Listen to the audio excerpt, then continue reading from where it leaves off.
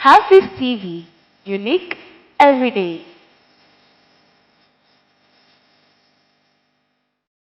From the data that we have jointly released by Ghana Health Service and the UNFPA, we have 1.6 to 1.8 per thousand deliveries. So what are the causes of obstetric fistula? And as we said, it is when we understand the causes that we can know best how we can attempt to address these challenges. So, like I've been said, there are other causes of fistula, but our target mainly is the obstructed labor because we find that that is what leads to a greater number of all the fistulas that occur within the country. So when we look at instrumental vaginal deliveries, those who may undergo pelvic surgeries, so like following hysterectomy, radiation, and those who have perineal tears after delivery, all these conditions can present with a fistula. So, like I said, the major target is obstructed labor. And from the diagram we see here, obstructed labor has a lot of ripple effects that it can have on somebody who develops it whilst undergoing delivery. So we have urologic injuries that could occur mainly because of effects on the bladder and the damages that occur around the bladder leading to leakage of urine. They may have gynecological injuries. They also have neurological injuries in that there's some damage to specific nerves in the lower limbs, like the common perineal nerve, and because of that, it even affects the way they walk. Aside that, a lot of the women who develop obstructed labor end up losing their baby as well. So you go through all the trouble and then you have nothing to show for it. And because of that, some of our fistula patients who are even close to 50 and are still struggling with their fistula are still looking forward to having a situation where the fistula can be repaired, they can become dry, and see whether there's a chance for conception. Because it's like your first delivery, you have that challenge. And then subsequently, it becomes a challenge even to have a partner to be with. And these problems become like a lifelong challenge. So these are the realities that these women are facing. And then some of them also have dermatological issues, like when we have concentrated urine irritating the perineum, they'll have ammoniacal dermatitis and all the rashes that comes with it. So the condition is quite complex, and we all need to do what we can to see how best we can avoid our women experiencing this by giving them the emergency obstetric care that is required when the time is due. So what really happens and why do we end up with a fistula? So in this image, we see the fetal head that is compressing on the maternal body pelvis, and in between that is the soft tissue, the area that is highlighted in blue. We see that there's that compression, and that affected area, the vaginal tissue that is trapped there, together with the bladder, the portion of the bladder that is exposed in that area. When that compression continues, the tissues are deprived of their blood supply. And when they are deprived of their blood supply, that's what we call the ischemia that will lead to ischemic necrosis. Eventually, later on, these tissues will slough off. And then a communication which becomes an abnormal communication now emerges between the bladder and the vagina. And that is how come urine can continuously leak. Because once there's an opening, the bladder is designed in such a way that it can store urine and fill up. So that when you feel like you have the urge to pee, you can go and pee. But in this situation, what happens is that once this tissue fall off, that communication exists, and then there's constant leakage of urine.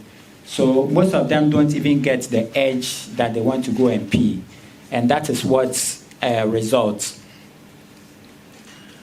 And so depending on where this tissue compression occurs, then a gap will result, as we said, between the vagina and the bladder, and that will lead to the urine leakage. So there are different positions that could occur. It could be as high up, very close to the cervix, or in the mid-vagina, or even close to the urethra. And sometimes even the urethra can be involved. And all those will lead to the patients presenting with the leakage of urine. So for those who were here earlier, we were trying to brainstorm on some of the factors that could contribute to obstructed labor, and for that matter, obstetric fistula.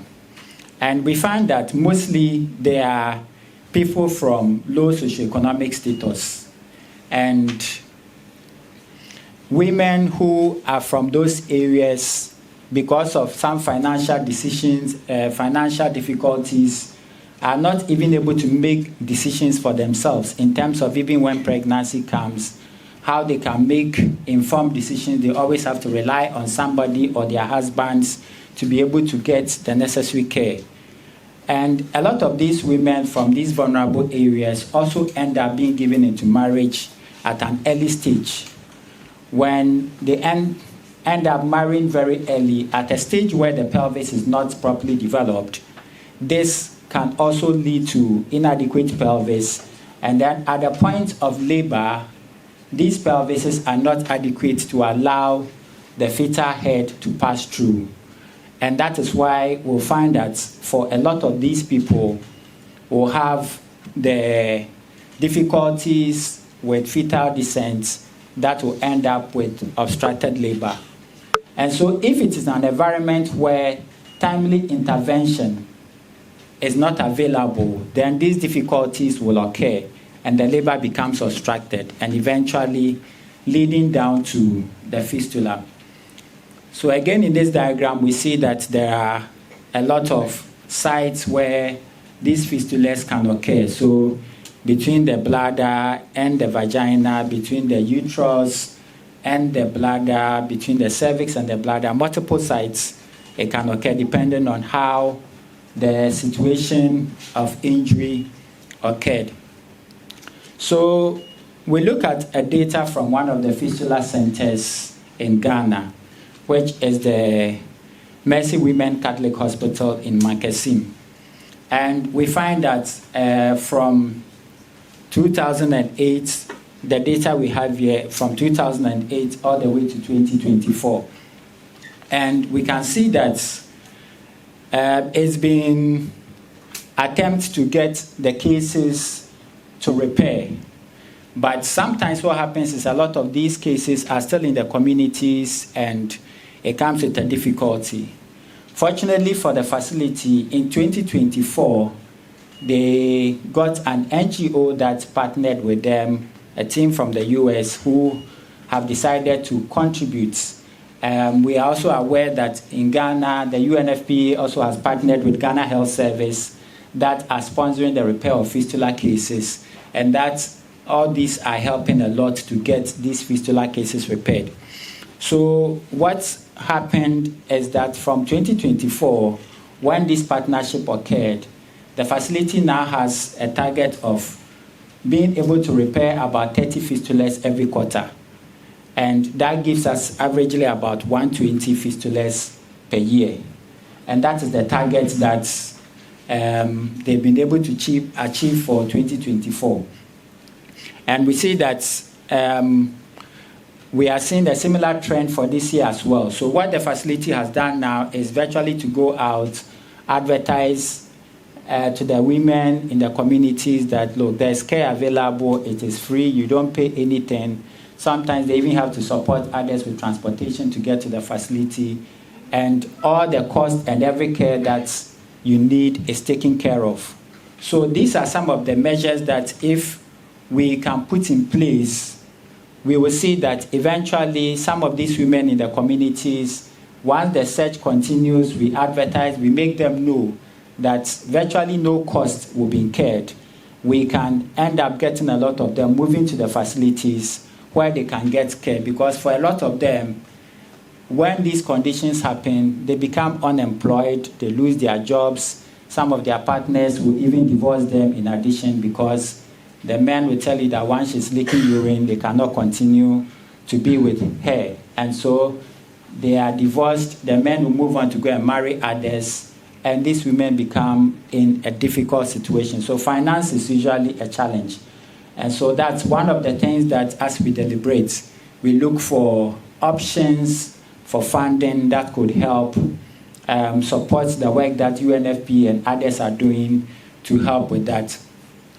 So this was some data also that I compiled between 2017 and 2023, also at the Mercy Women's Hospital, to look at the trends of the fistulas, those that we are getting from the obstructed labor directly, and then the ones that are emerging from what we call the iatrogenic. So we find that within the period from the 2017 to the mid-year 2023, about 145 fistulas were repaired. And so we can see that if we compare to even the targets that was done just 120 alone last year, there's a lot of improvement in terms of what is being done now. And we find that out of that, about 50 of these fistulas were also from iatrogenic causes, giving us about 34% prevalence. So that's to say that of these fistulas, some also are from surgical-related fistulas. And so as we address all the issues, we look at how best we can tackle all the concerns that are associated. So when the women present with fistulas, how do we manage them? Essentially, it is basically the same history examinations that are carried out, and then you would have to do a dye test to confirm the fistulas. So let me just move to this image where we see a clinical examination of a patient with a fistula. So they will typically present to you with the leakage of urine per vaginum. And when you examine these women, you will see typically the opening, or what we call a hole in the vagina. And that is what's in the second image, where the artery forceps is passed through the urethra to show us the point of the fistula.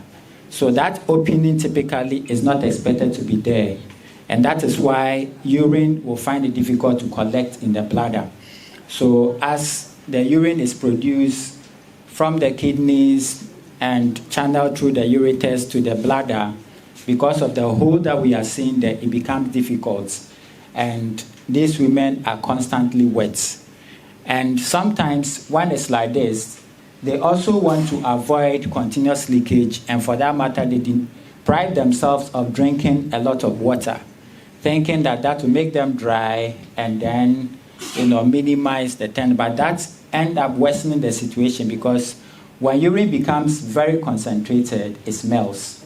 And so it gives a very bad stench even when they are in the midst of people. So what we rather encourage is how they can drink a lot of water and then get dilute urine that will not give so much offense when they are in the midst of people. Then that also comes with frequent change of pads. Then some would also tell you that the cost of the diapers and the pad also becomes very difficult. So a lot of cost implications comes in here when we are dealing with these women.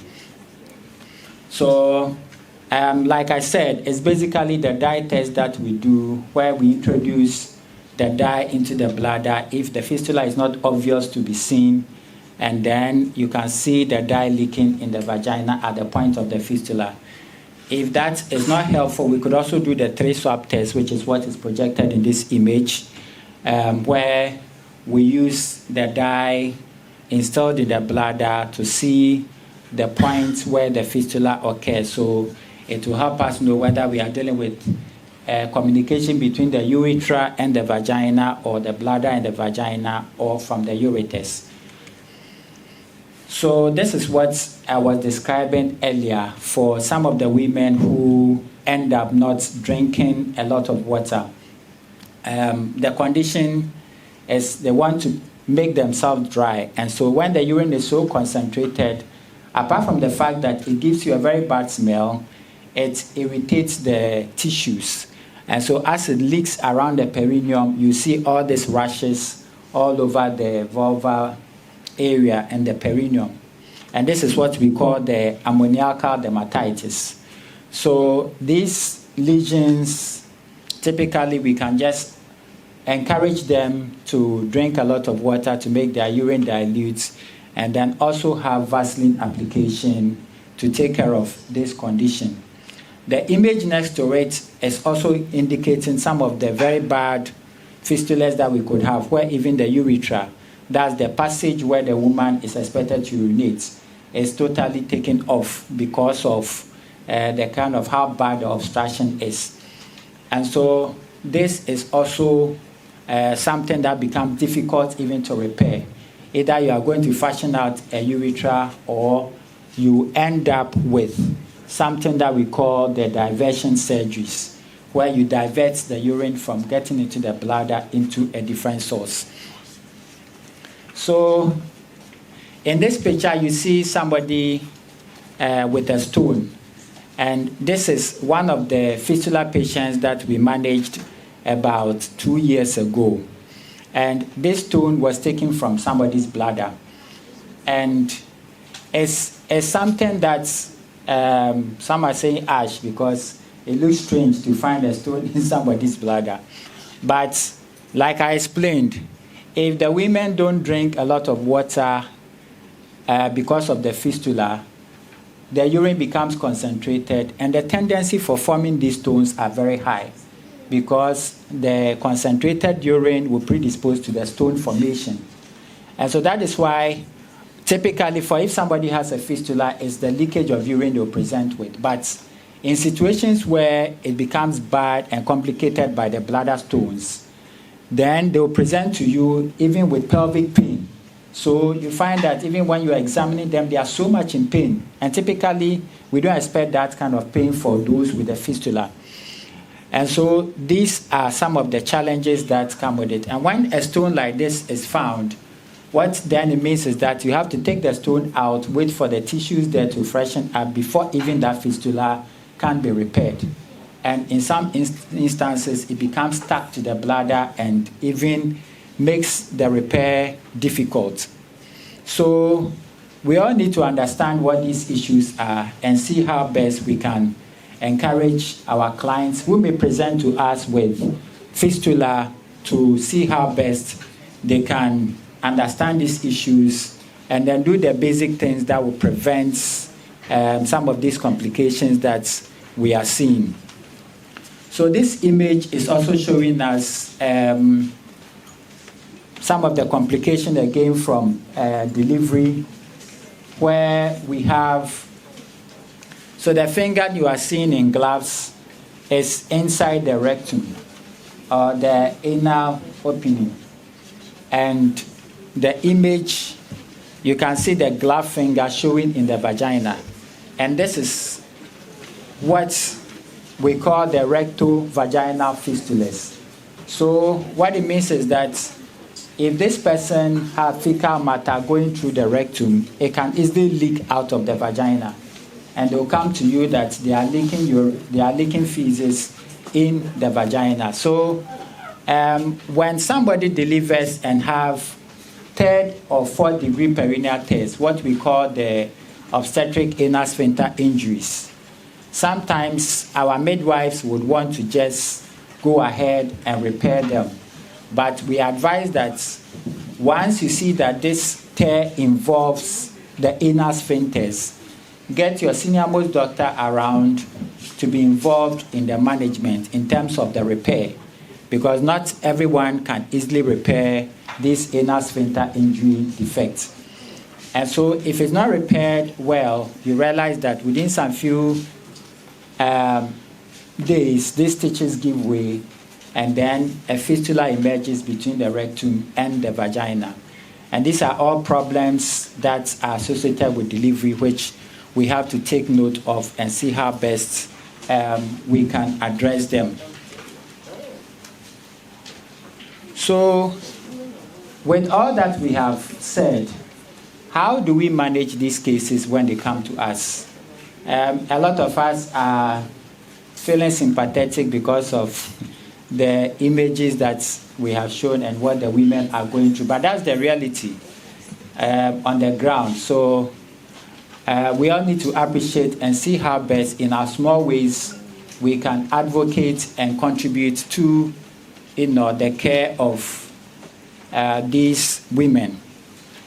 So for those that we realize that the fistula size is very small immediately after delivery, it is easy to pass a catheter and allow what we call a continuous bladder drainage between 4 to 8 weeks. And some in those instances for very small fistulas that can heal. But in situations where the conservative approach doesn't work, then we have to do the surgical management of the fistula.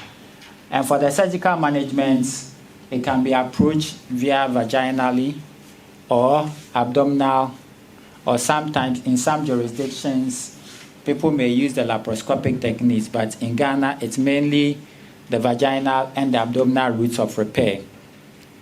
So this image is showing a section of women that we manage at the Mercy Women Hospital in Mankasim, being made ready for their fistula surgeries. So the image that I showed earlier about the fistula and how it occurs with the hole being seen in the vagina. These fistulas are repaired, and then once the repair has taken place, we do what we call the dye test, where we introduce the methylene blue into the bladder to see whether there's any point of leakage. If everything is fine and there's no point of leakage, then you close the vagina over the bladder repair. And that is how typically these fistulas are repaired. Now, if there are instances where, like some of the earlier images I showed, the fistula becomes difficult to repair because maybe the urethra is gone, and even sometimes the bladder capacity is so small, and it becomes difficult for even a repair of the fistula to be done. Then in those instances, we have to think of some diversionary surgical procedures. And a lot of these diversionary surgical procedures have to be done at the teaching hospitals. Not many of the fistula centers may be able to help with this diversionary surgery. So this image we are seeing is one of the diversionary surgical procedures that has been done. So in this particular client, what you see is the tube that is connected from the abdomen into where the urinary passage is, so that anytime the bladder fills up, she's able to just pass the tube and empty the bladder. So she's dry, not leaking urine vaginally, but the trouble is how constantly you have to be pushing a tube in there to empty the bladder in and out. But at least it helps you to be in control. That's the worst case scenario where you have to consider a diversionary procedure. So how can we prevent these fistulas from occurring? And like we said, a lot of the work has to be done at the point of delivery. If even everything goes wrong, and we can get our women who are in labor receive the prompt care in their respective communities, not having to travel long distances before they can access care, then it would make it easier so that those who need urgent care can be received and emergency obstetric care can be delivered. So we also have to look at the policy level how we can encourage the delay of women in terms of the age that they get their first pregnancy, so that if we encourage people to avoid teenage pregnancies and most of our women can go above 20 even before their first pregnancy, that would help in minimizing the complications that come with these obstructed labors. And then also the need for education in the communities about obstetric fistula. So like this platform where we are all discussing what the challenges are and how these fistulas occur, it will help a great deal if we all carry out the information and spread to others that these are the real situations on the ground.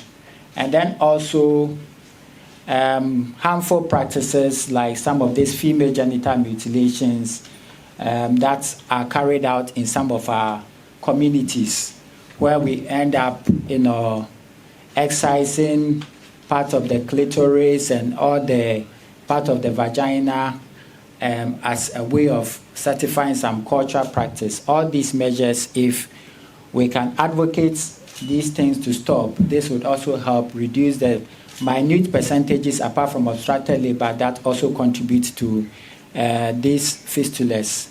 And there's also the need to identify the women at risk of obstructed labor or cephalopelvic disproportion as we go through the antenatal period, so that where we pick up that this is a big baby, there are risk factors that could make this delivery difficult, we can encourage the proper measures to put in place, whether delivery by cesarean section electively or as assessed by the team of doctors who are managing how best this could be done. And importantly, as I said, we need to improve our access to emergency obstetric care.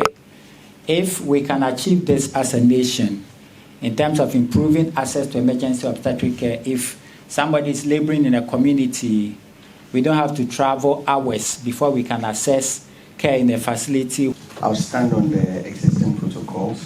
Hadia Shamima, who is the deputy spokesperson to the #1 citizen of our land. She also happens to be my very big sister. I have my boss there, Dr. Gandao.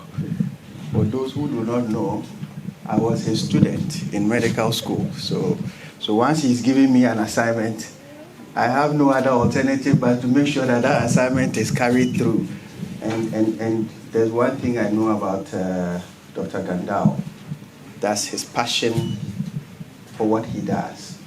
And what he does is health. And what he does is maternal and child health. I would say a very good morning to Doc as well. Having the caliber of his type in this country is quite rare. Urogynecology is not something, it's not a specialty we have that's very common around. And then I would say a very big thank you to Maltiti as well and the foundation for putting this together. Haja, good morning. And good morning to everyone again. Somewhere in 2016, I was posted as a young medical officer to the Salaga Government Hospital.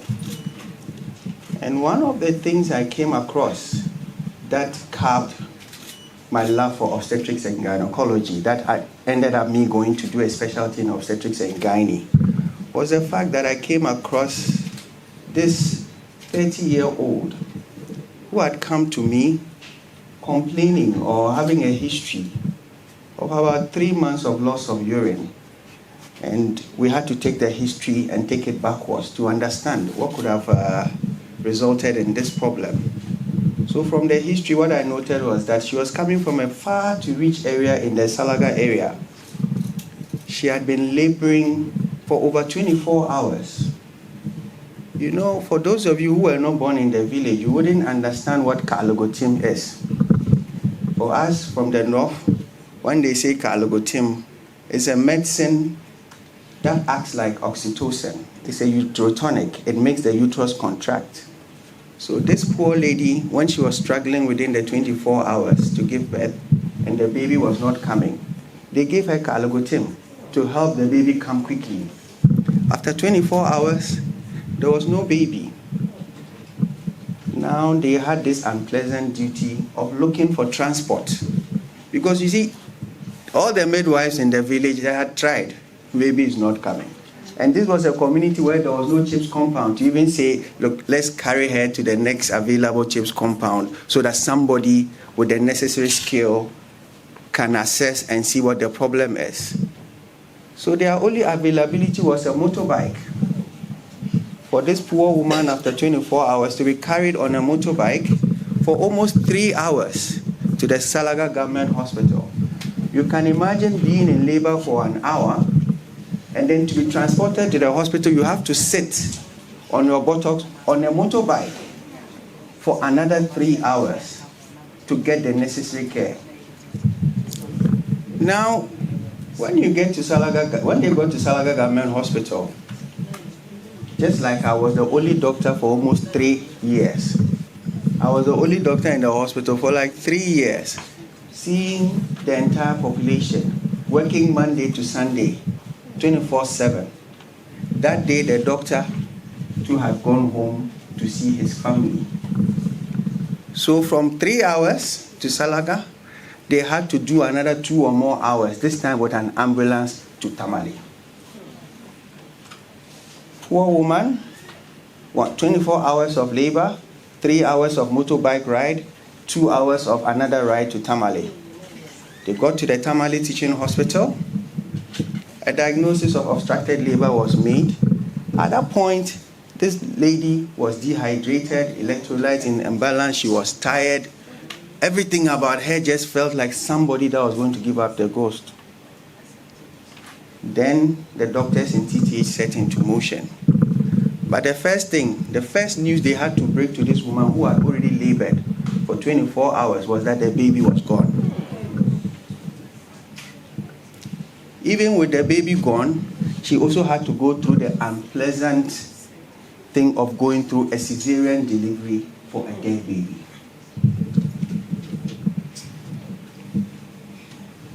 So this, you can imagine what a mother has gone through in trying to bring forth a baby. These are realities on the ground. If you haven't worked in the remotest places of Ghana, if you haven't worked out of Accra, Kumasi, Tamale, you are not going to understand the impact of what we are discussing today. All I want us to leave this room is to tell ourselves that no woman must suffer irreparable damage because she wants to bring forth another human being.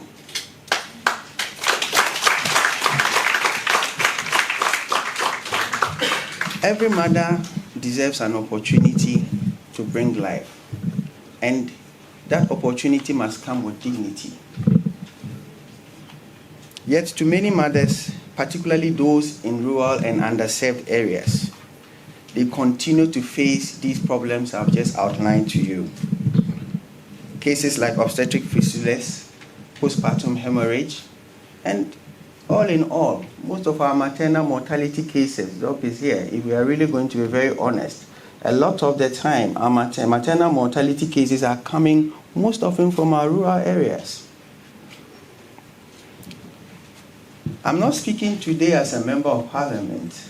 I'm speaking today as somebody in health, as somebody who is an obstetrician gynecologist, thanks to Dr. Gandao and the rest for helping us go through the training.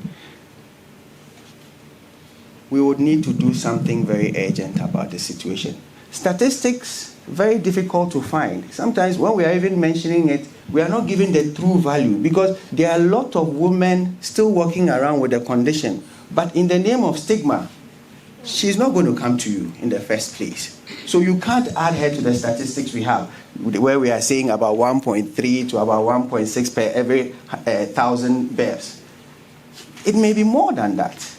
But because they are not coming to you, yes, of course, how many of us seated in here would like to walk into a hospital and tell the doctor, fecal matter is coming from my private parts?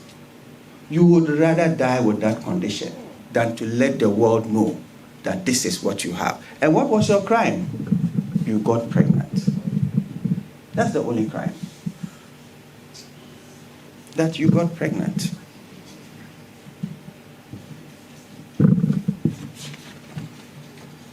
Government's commitment and the oversight responsibility of Parliament. As a member of Parliament and as a member of the Health Committee, what we have done over the last 10 months, I can tell you in this last government, is that we have gone around a lot of our hospitals, doing a lot of needs assessment.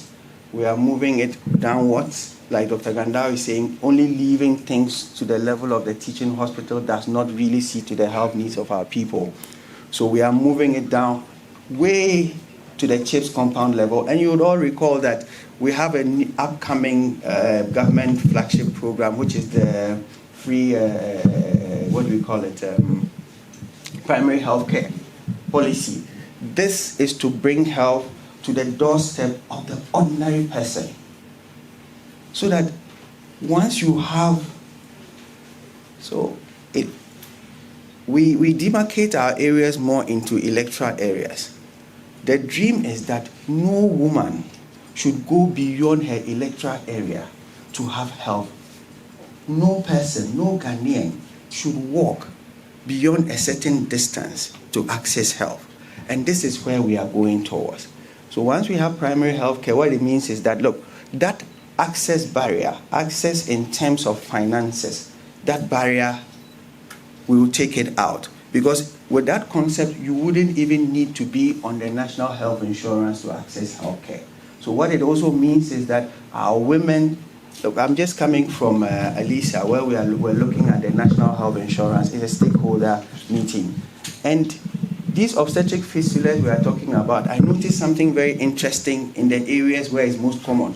Because you are not going to find a lot of it down south. You are finding it when you are moving from Bono region down to northern region, upper east and upper west.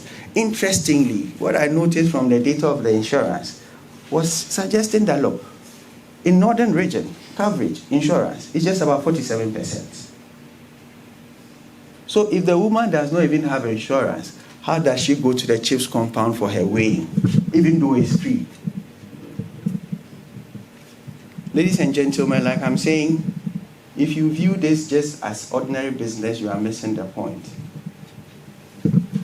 So in Parliament as well, what we are doing also together with the President of the Republic is to ensure that our CHIPS compounds concept and then also training. For me, I disagree with Doc that we are training a lot of gynecologists. Yes, we are, and we need a lot of gynecologists in the system. But what we need most are people that would man our primary healthcare system, the community health nurses, the midwives. Because it is not going, yes, Dr. Gandao is saying I must take back to Parliament that we need a gynecologist in every district or in every constituency. That is the long-term goal. But we know that that goal, we can't reach it now.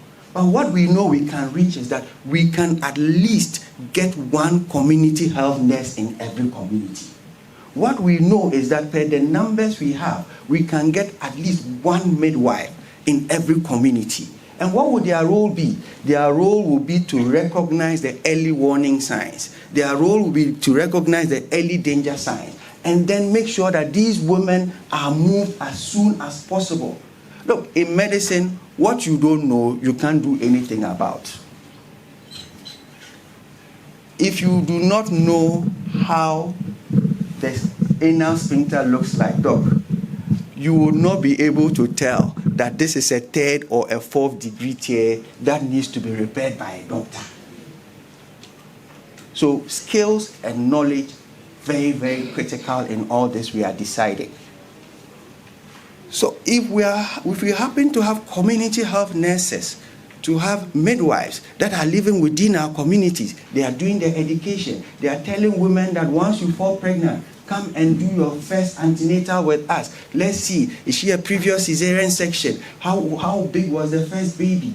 Does she have what it takes to go through? Is this a high-risk pregnancy? Must she be managed at the district level or it should be at a regional level?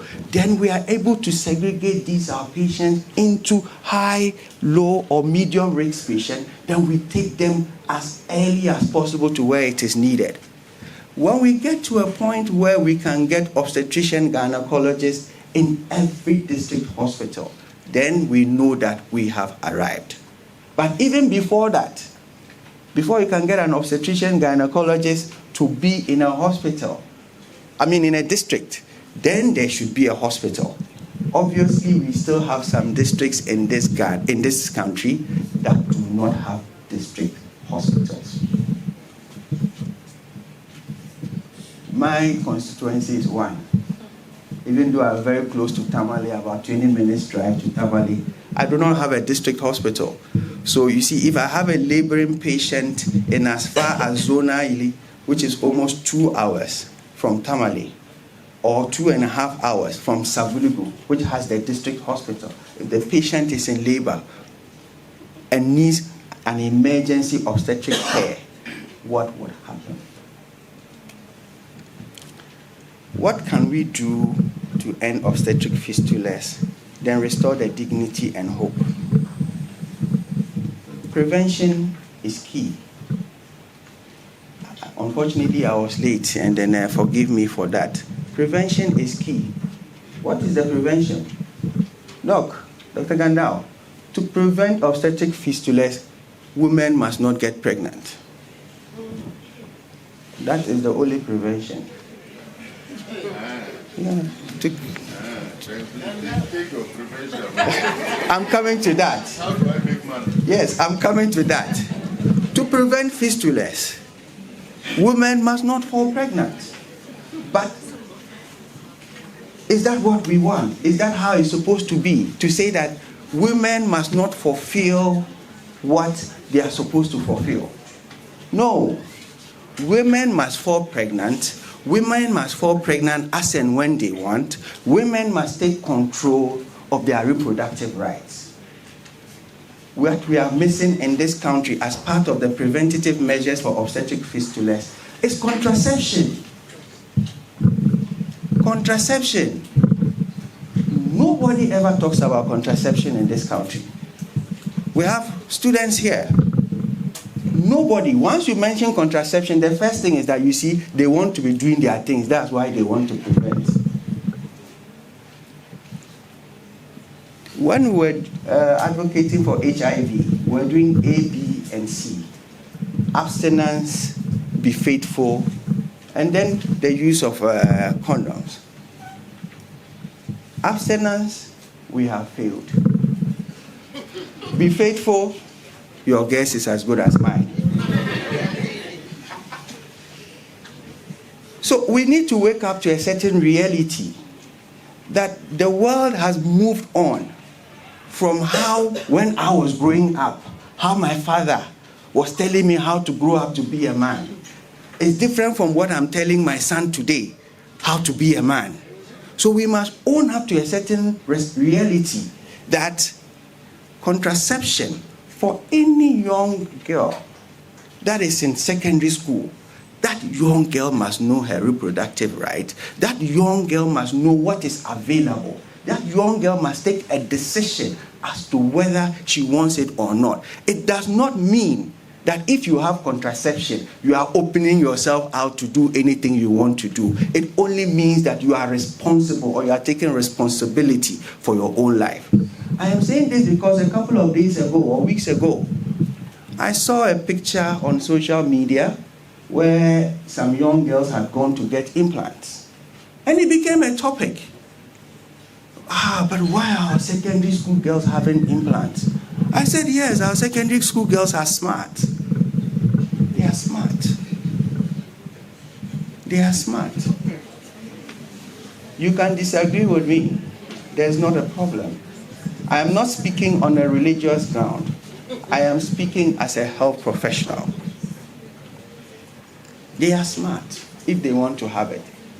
And I even reminded somebody, if you see an implant in somebody, it doesn't mean it's just for the contraceptive benefit. For some of our young women, they have issues with their periods. So in trying to regulate those periods, they put in an implant. So when you just find an implant on a young girl's eye, you see these are the bad people around. Not only young people, even our mothers, when they deliver, it is only in Ghana, for me, where I trained to be a gynecologist. When we start seeing you from day one, the question is, what form of contraception do you want after delivery?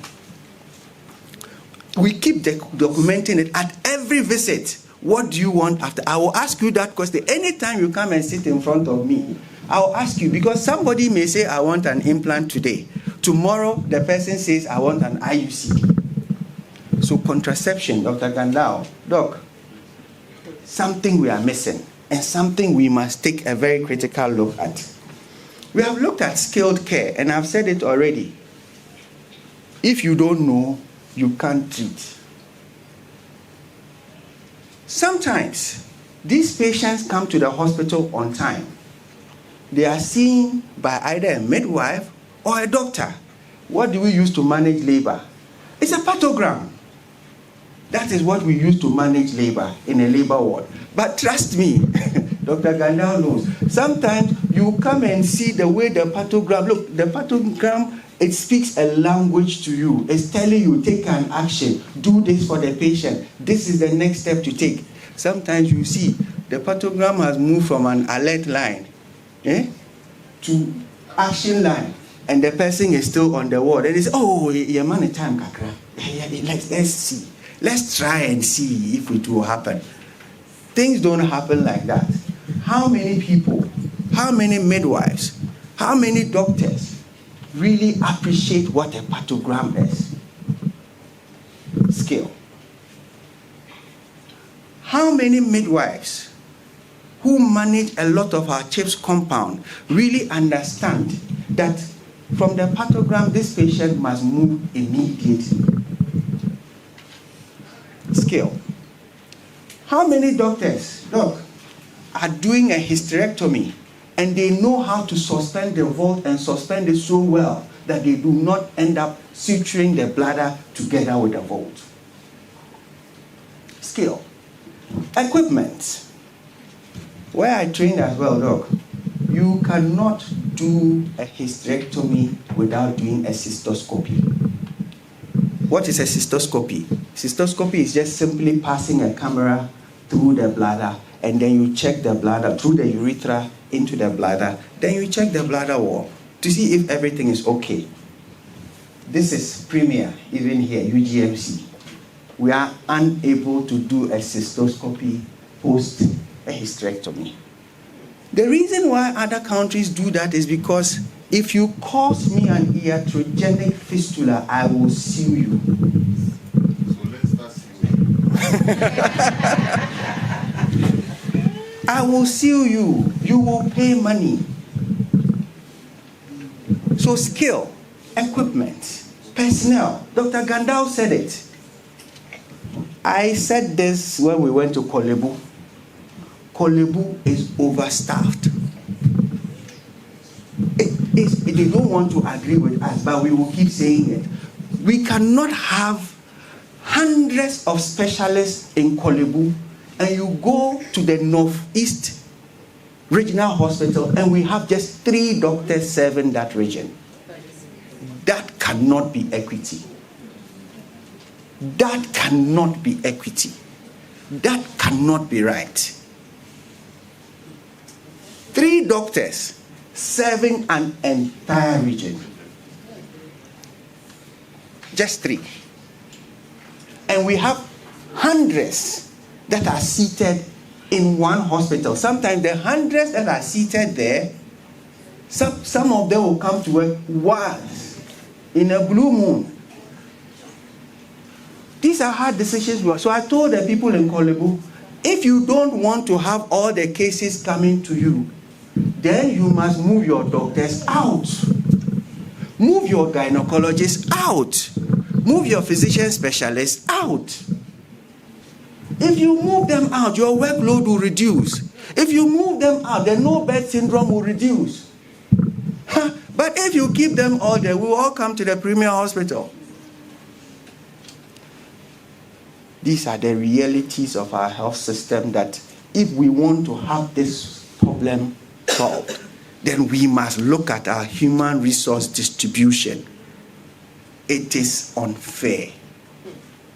It is not right that me, I'm a doctor in Northeast region, serving 45,000 people or more, and I'm the only doctor. I work Monday to Sunday.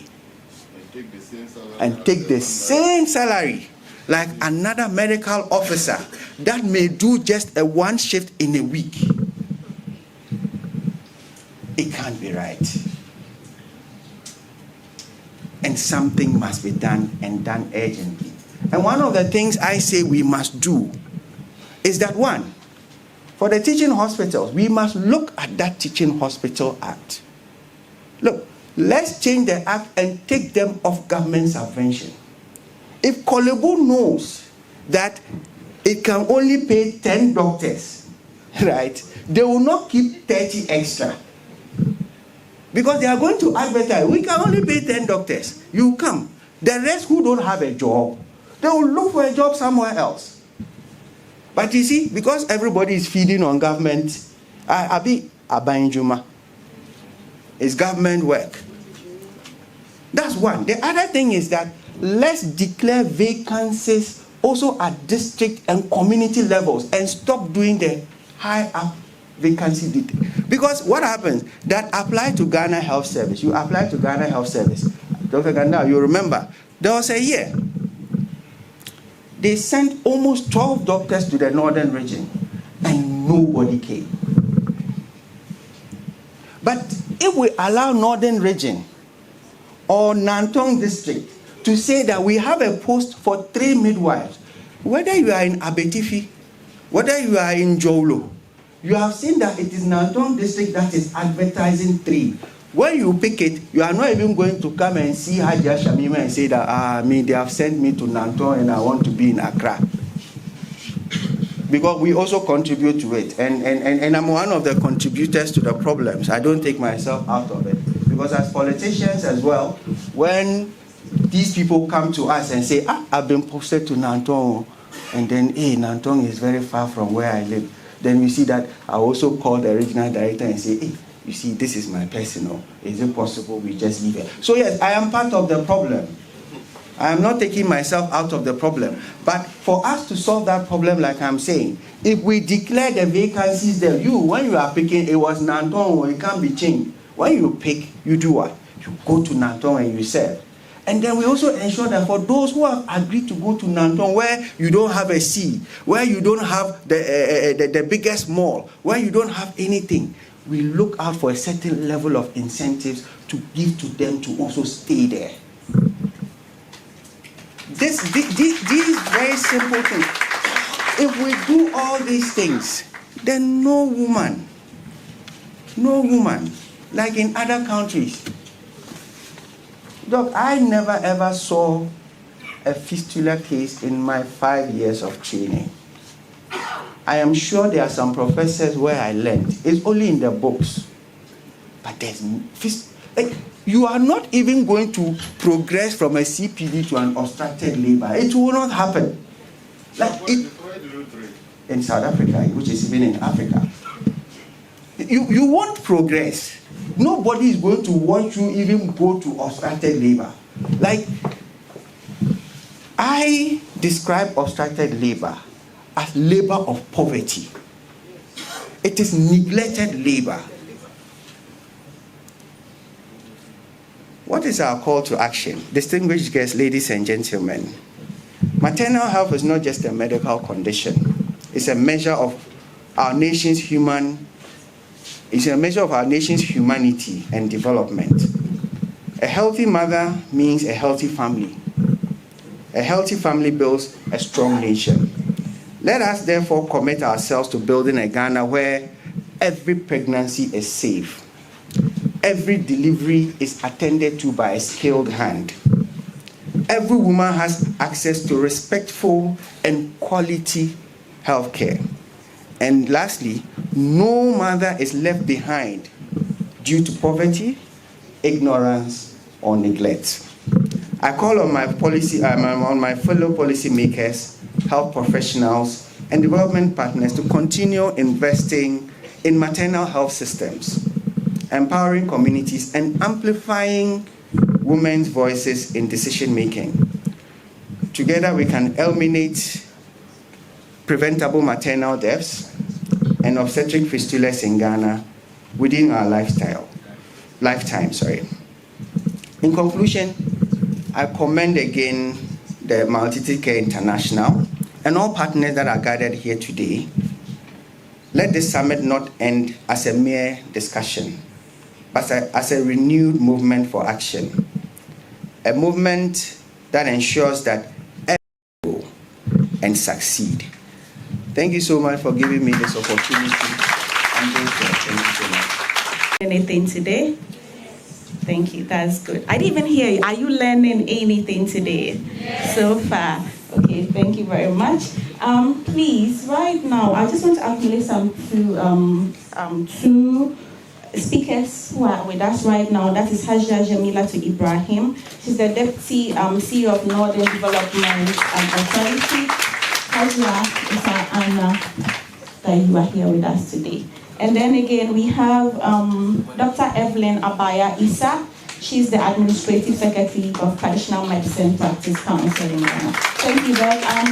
Later, after our snack break, Doc will be giving us a presentation. Thank you. Right now, we want to launch the Nature Box. This is going to be handled by none other than our Honorable Hajia Shamima Muslim. Pat is going to handle that for us, so I'm going to hand over to him right now. Thank you. Yes, please. Deputy Presidential Spokesperson. So the contents of the Nature Box, and I think we should, after we list the contents, we'll bring the evidence. Please come. So the Nature Box, it is a package of essentials for an expectant mother.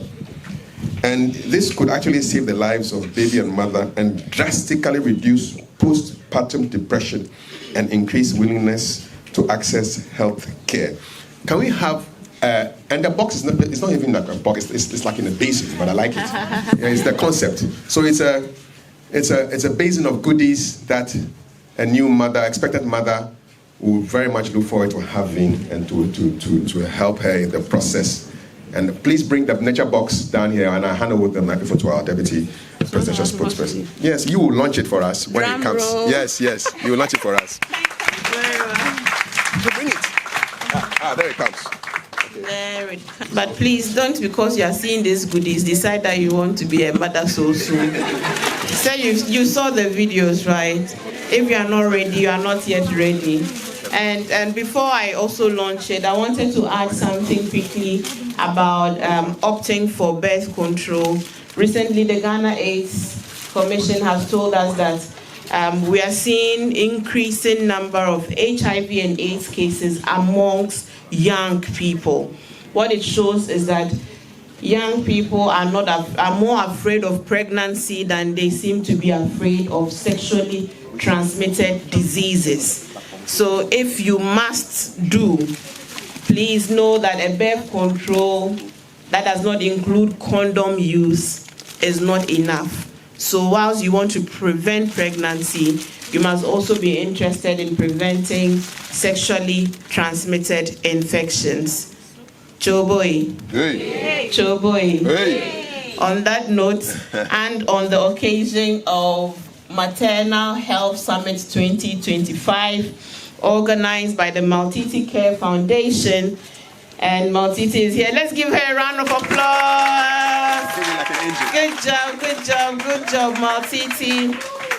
It is my utmost honor and privilege to launch the Nature Box for all expectant mothers. Yes, and so I declare the Nature Box duly unveiled. Thank you very much. Duly unveiled. Maybe Kathy will tell us some of the goodies in the box. Yes. I can see a little bucket that Yes, you use for yes. the bathing There are of wipes. the child. There are wipes. There is soap. There's sanitary pads. What else? And a lot of things.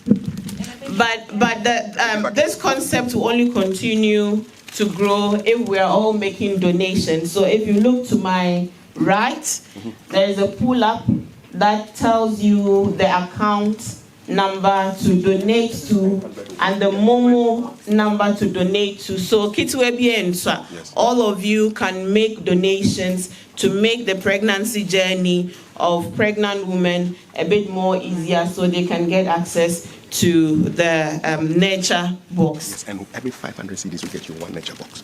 Every 500 CDs will get you A heavy. one nature box. Yes. As in who? The whole content. So they buy it? Yes.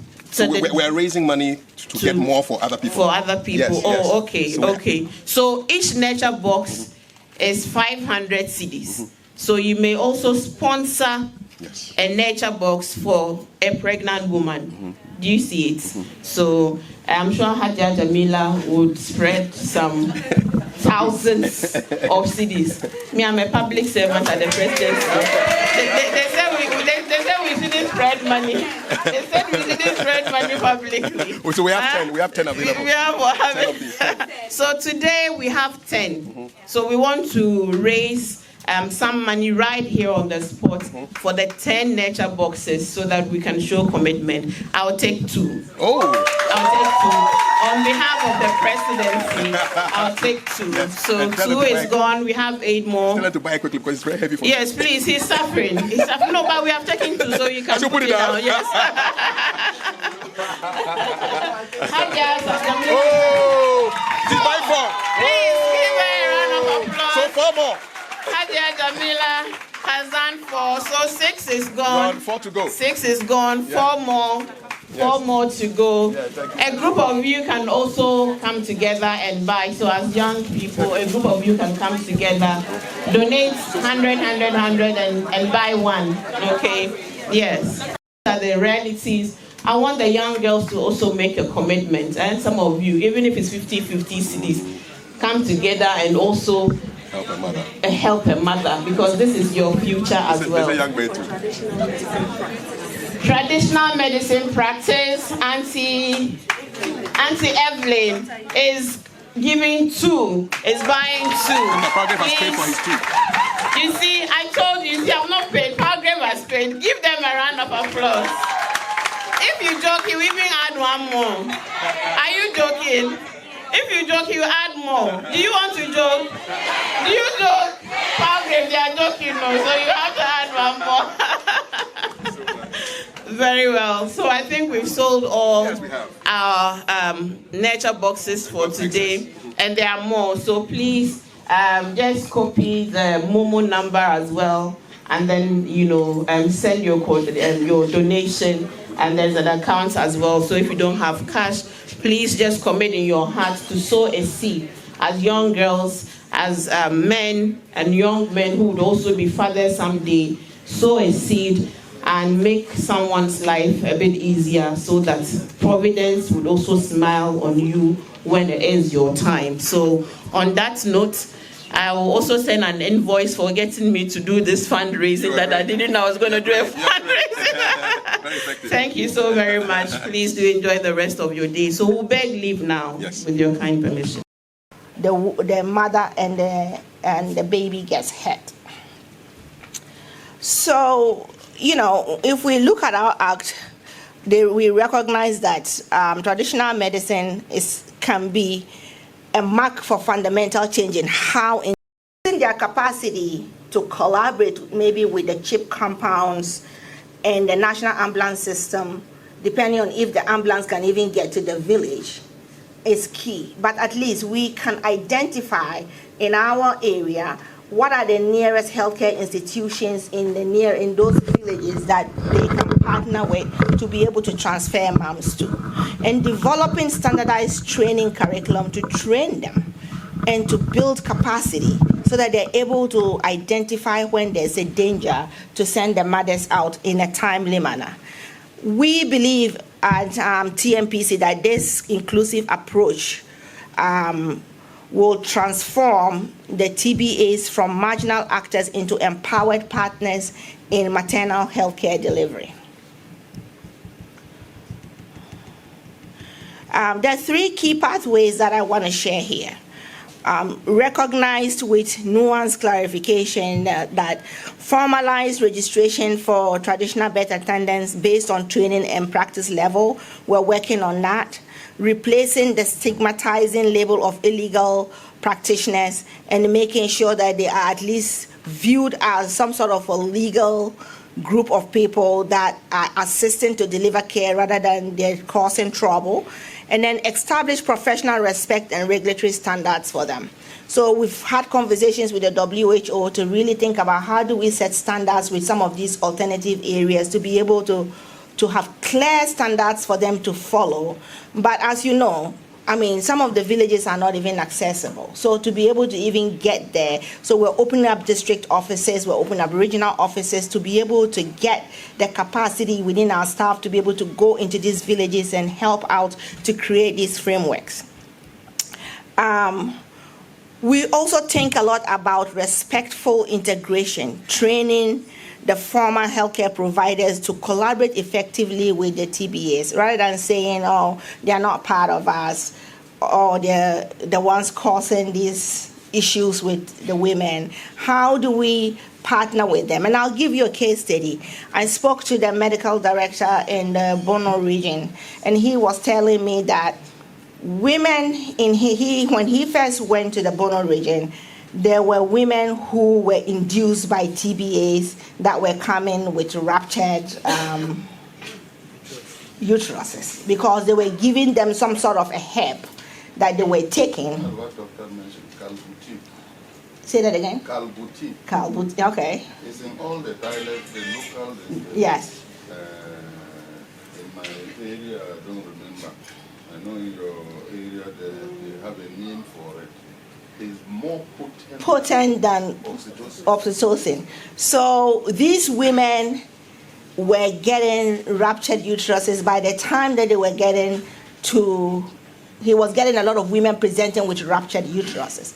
So he took a step back and started talking to these TBAs to really understand what was happening. And what he did, rather than discourage them, was to work with them on the dosing and to help them understand that rather than give a woman a whole bottle, and I don't know how this medication is presented, so I'm just using a hypothetical bottle here, a whole bottle full of it to drink. Maybe you taper the dose by giving them a little, see how they progress, giving them another, and see how they progress, and you give them another dose. And since he has engaged in that effort, he has started to see a reduction in the number of women who are presenting to the regional hospital with ruptured uteruses. So this is just an example of respecting the indigenous practice and collaborating with them to establish joint antenatal protocols and referral systems, enabling the TBAs to serve as dwellers. If you know, I don't know if people know what dwellers are. They actually help to motivate the woman to have the baby. So they can be around to help the woman to have the baby, give them the moral support that they need within our healthcare institutions, and then create seamless transitions between the community and the facility. And once we give them a role to play and they know that when they refer out, nobody's going to blame them, and we start to work together. We're working together rather than against each other. I think some of these issues will probably be solved. And then one area that we think very much about is the competency-based training. Traditional medicine practice-led curriculum. Of course, we are not the people that are going to be able to build this curriculum. It will be working with the doctors here or their peers to develop this curriculum to be competency-based so that these women can take it. And organizing the training for the women to take them. Preserve valuable cultural practices and indigenous knowledge too, because Remember, one of the things that the WHO has said in their traditional and alternative medicine strategy that they just released last year was that indigenous knowledge is fading away. Nobody is chronicling this. The traditional birth attendants come with some knowledge. How do we preserve some of that knowledge? So working with them to preserve the knowledge rather than saying that we're going to westernize everything. How can we preserve some of that? And by working collaboratively together. And then offer certification, refresher training, continuing education credits for them as well. And also making sure that we're ensuring standards whilst respecting their traditional wisdom. So these are some of the areas that we are thinking about. There's evidence-based impact. Evidence consistently demonstrates that when you respectfully integrate tailored training, it will improve maternal outcomes and strengthen referral systems across. And in the case of the Bono case study I just gave, we saw that if that is done, that you can actually, if you respect their practice, it is possible that they are more willing to collaborate with you to improve health outcomes rather than working against them. So moving forward, TBAs stand as an indispensable ally in our maternal health landscape. I don't know if the doctors here agree, but I think they are going to be there. No and yes. They are going to be there. And, our leadership is paving the way for this structured inclusion, honoring their expertise, their humanity, their cultural renaissance, whilst building a more comprehensive and accessible maternal health system for all Ghanaians. We know where we want to go. We know what our North Star is. To Dr.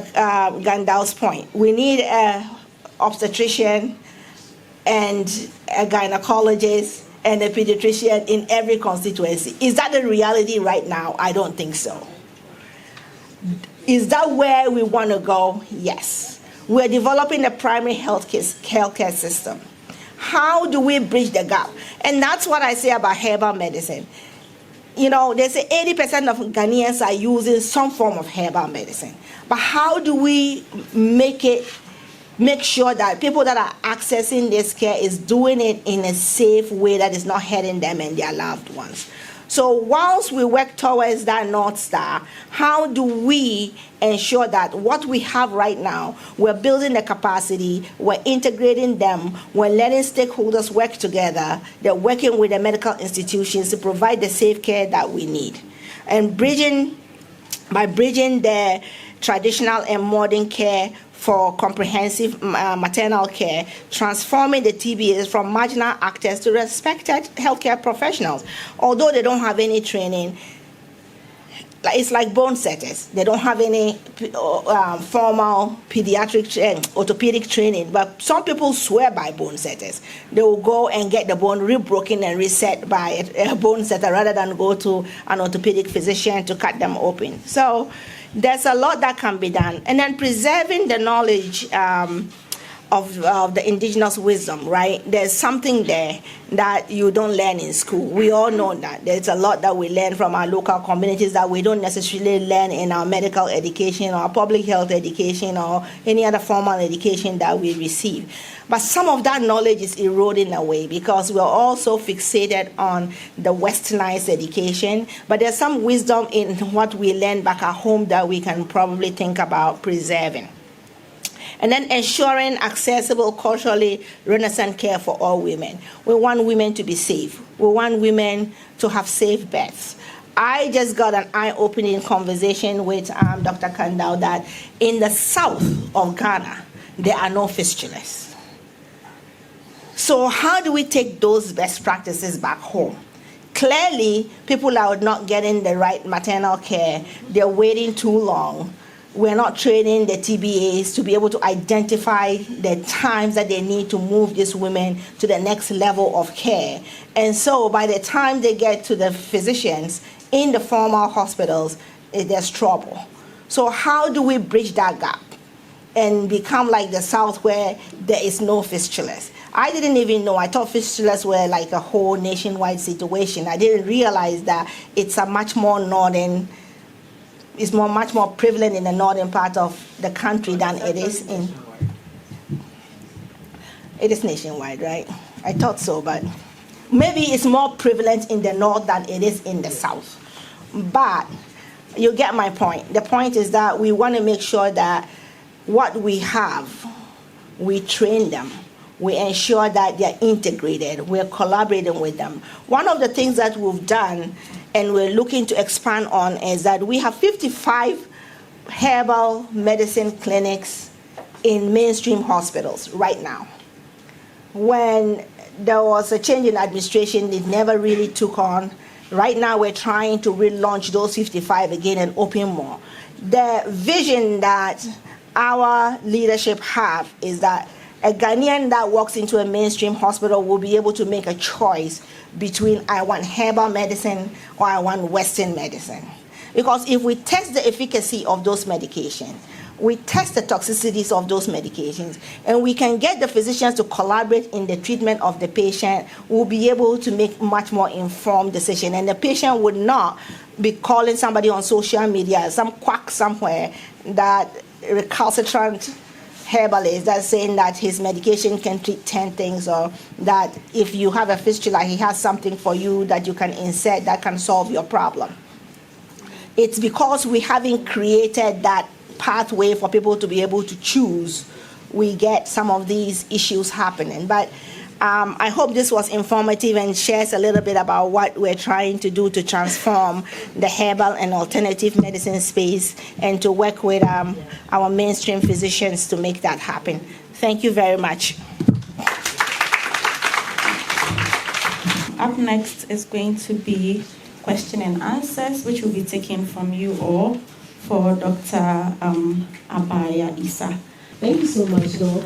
That was an enlightening presentation. Can you please mention your name? My name is Hiba. Hiba. Hiba, yes. You made mention that these quack herbalists are on the radar. Now, every now and then we see them doing advertisements on TikTok, Instagram, and then open was a chabra, they be a more, you back, 100. Can say I read all of that, and I ask myself, but are these people being regulated and just come here to sell anything to desperate people out there? So what are some of the measures being put in place to make sure that they are being accountable and brought to book? Because it's very outrageous, and then everyone here can attest to that. But every now and then, wherever you pass, we will say a draw, bro, I see a draw, bro, a draw. It's in fact, I don't know. The nurse will manpower at her, you see. Yes, so are there any measures being put in place to make sure they are brought to book? Thank you. Okay, thank you so much, Hiba. There's a gentleman in front of you. Your name, please. I am Martin. Thank you very much for the opportunity. So I have two questions. And the first is, in the presence of rural-urban disparities, how do we elevate traditional medicine in rural areas where standardized care is lagging? And then also, I would like to know if you think we should rigorously include traditional medicine practice in the curriculum of potential and natural health practitioners to facilitate and provide their services in rural areas, rather than following the lineage of passage as a means of training and passage. Thank you. Thank you, Martin. But looking at your questions, I'm guessing you would have to repeat it when Doc comes on the stage, okay? Don't worry.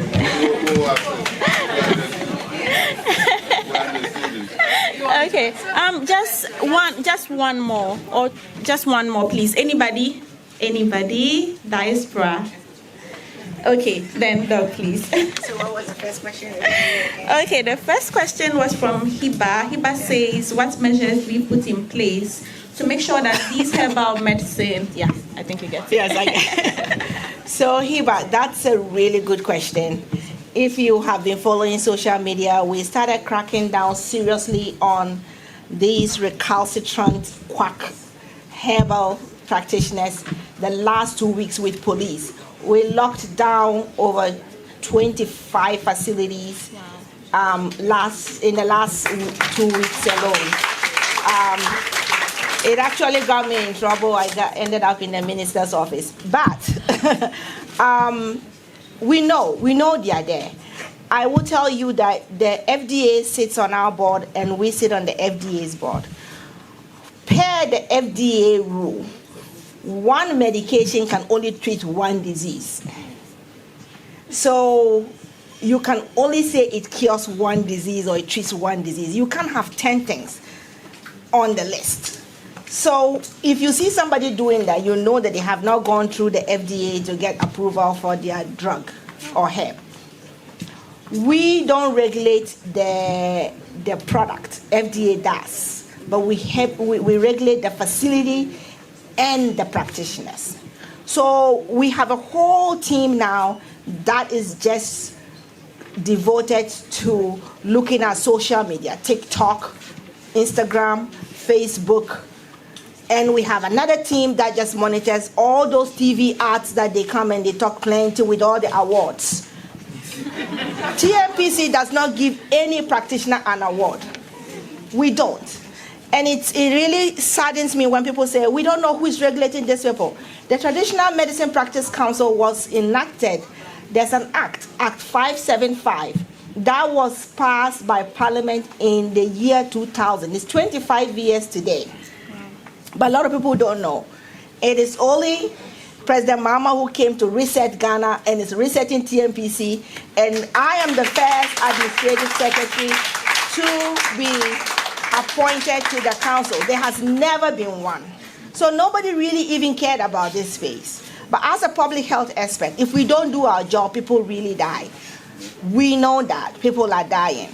We just found out through social media that somebody rented a chamber and hall and had 4 beds on the chamber and hall and was providing IV service. We're locking them, we went after them. They're using all kinds of equipment they're not supposed to use. They're administering all kinds of treatments they're not supposed to administer. We haven't even cracked down Accra. This lockdown we've done is just East Legon and Adenta. We haven't yet gone to Ashama, Tema, Okaishi. And it's going to be a nationwide crackdown. We're forming a team to do that. It will take us a little bit.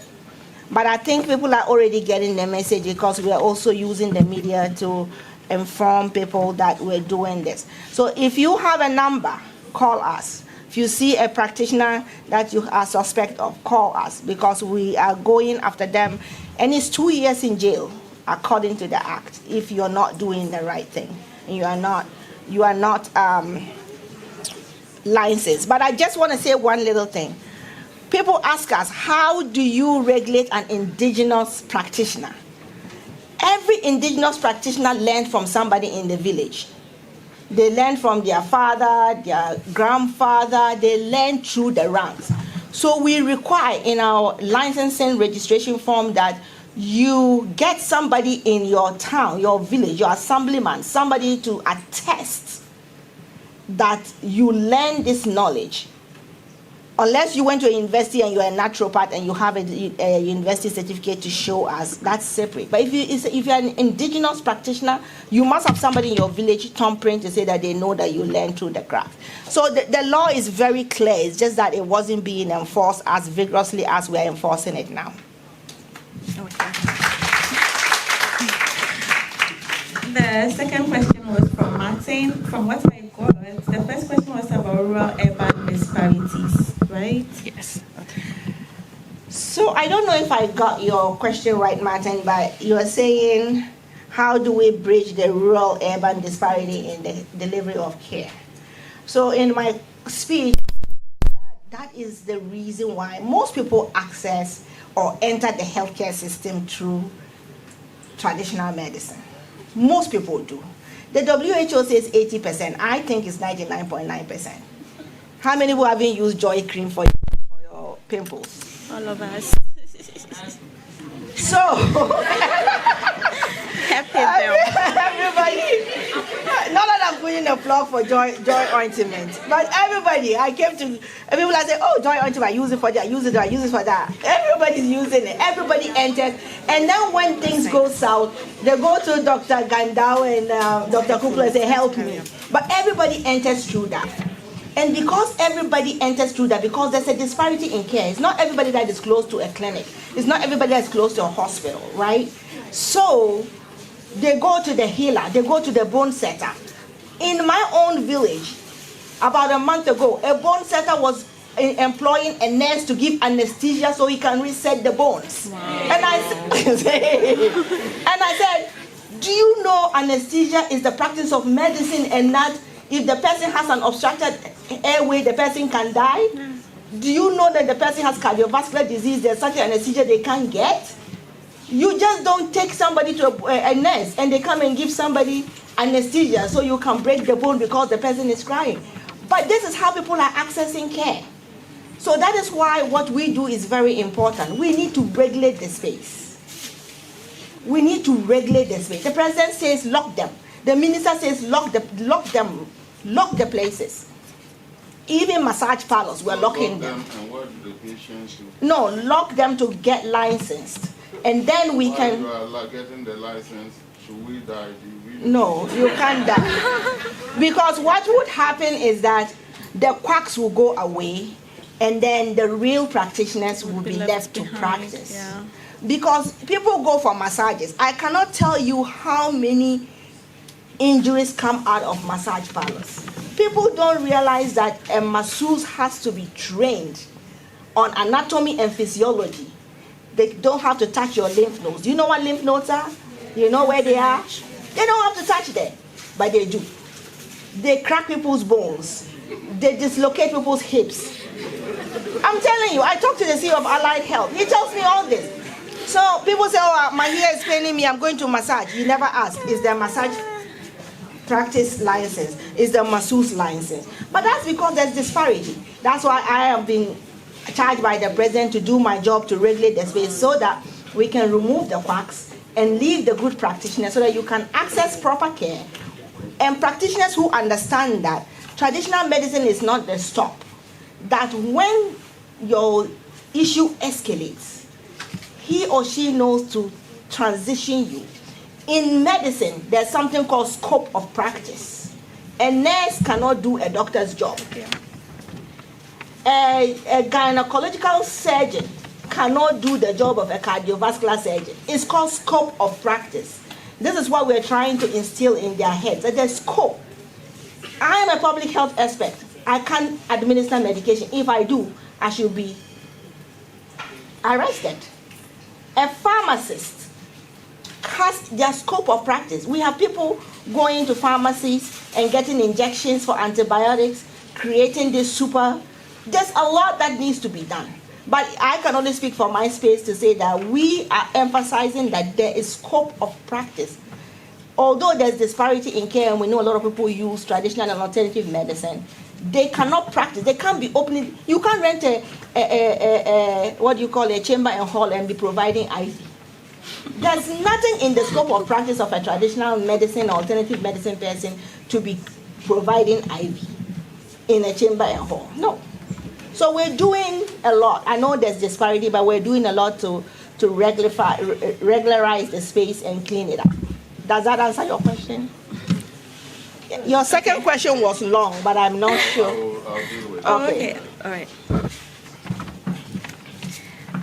I just wanted to chip in. Do you guys know that I wanted to get a massage after here, like maybe this weekend, but after hearing what Doc just said. I'll recommend her to go to. And if you see me, then don't worry, I'm just going to guide the person so that you don't touch the Yes, I'm Banabazuna Gandao. I happen to be a product of tradition. I'm a royal. I should have been a paramount chief, but I don't. I did training as a doctor. My father was a traditional healer. 3 years ago, those who are on Facebook and social media posted how I was treated by nurses. In quotes, nurses in this highly specialized hospital. The post was not about the treatment. about why we should allow some people to be where they are not supposed to be. You realize, Honorable Dr. Khalid said, Kolebu has more doctors than needed. The whole system needs research. And the research should include who should perform what duty. And that was what my Facebook post just a week ago highlighted. My veins were entered, they were swollen, and they still sent nursing, rotation nurses or student nurses to come and pump in IV fluid. I complained, and it was also a house officer who was rotating here. What nobody reminded them was that I examined for nurses and medical council since 2008. I examined midwives, they need the obstetrician. When I got to Tamale, 2004, there wasn't a single midwifery training college in the vastest region of the country. In 4 years, we had 3. In 7 years, we had 7. What I want to say is that it is deliberate with the traditional birth attendants.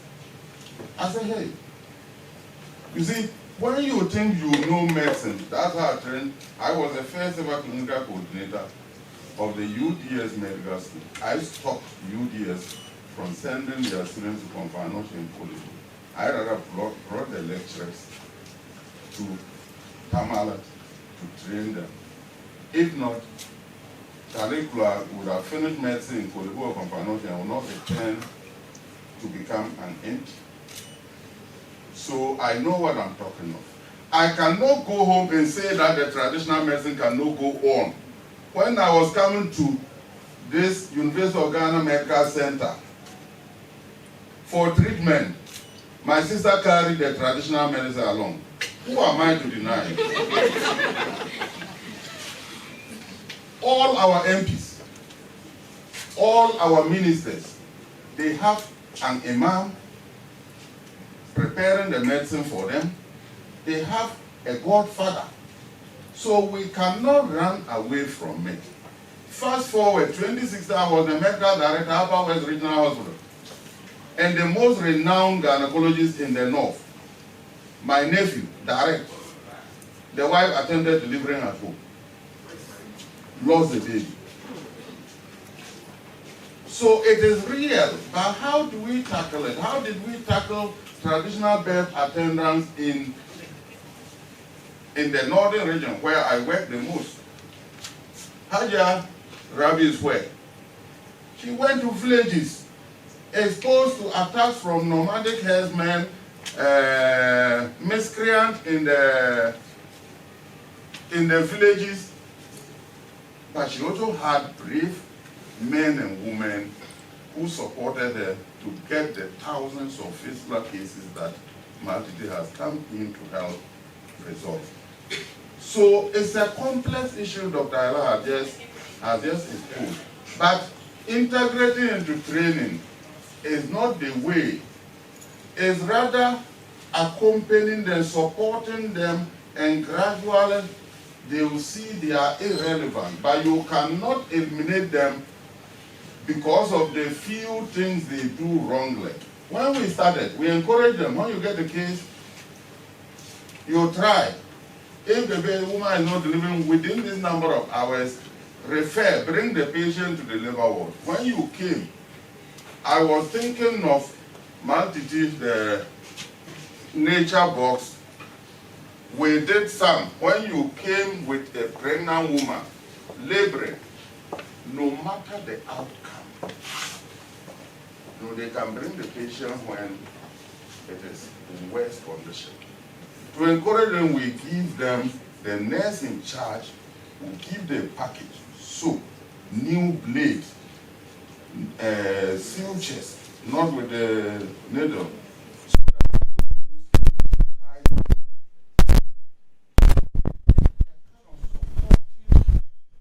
approach So they saw the benefit more in transferring the patient. Imagine one of them can take a phone and call an ambulance. The ambulance will go there, pick care with the patient, and go to the, isn't it? So even if you are not in labor and you come, they will refer you, but they will come and collect benefits. So yes, there are multiple approaches, but we cannot do away with traditional medicine.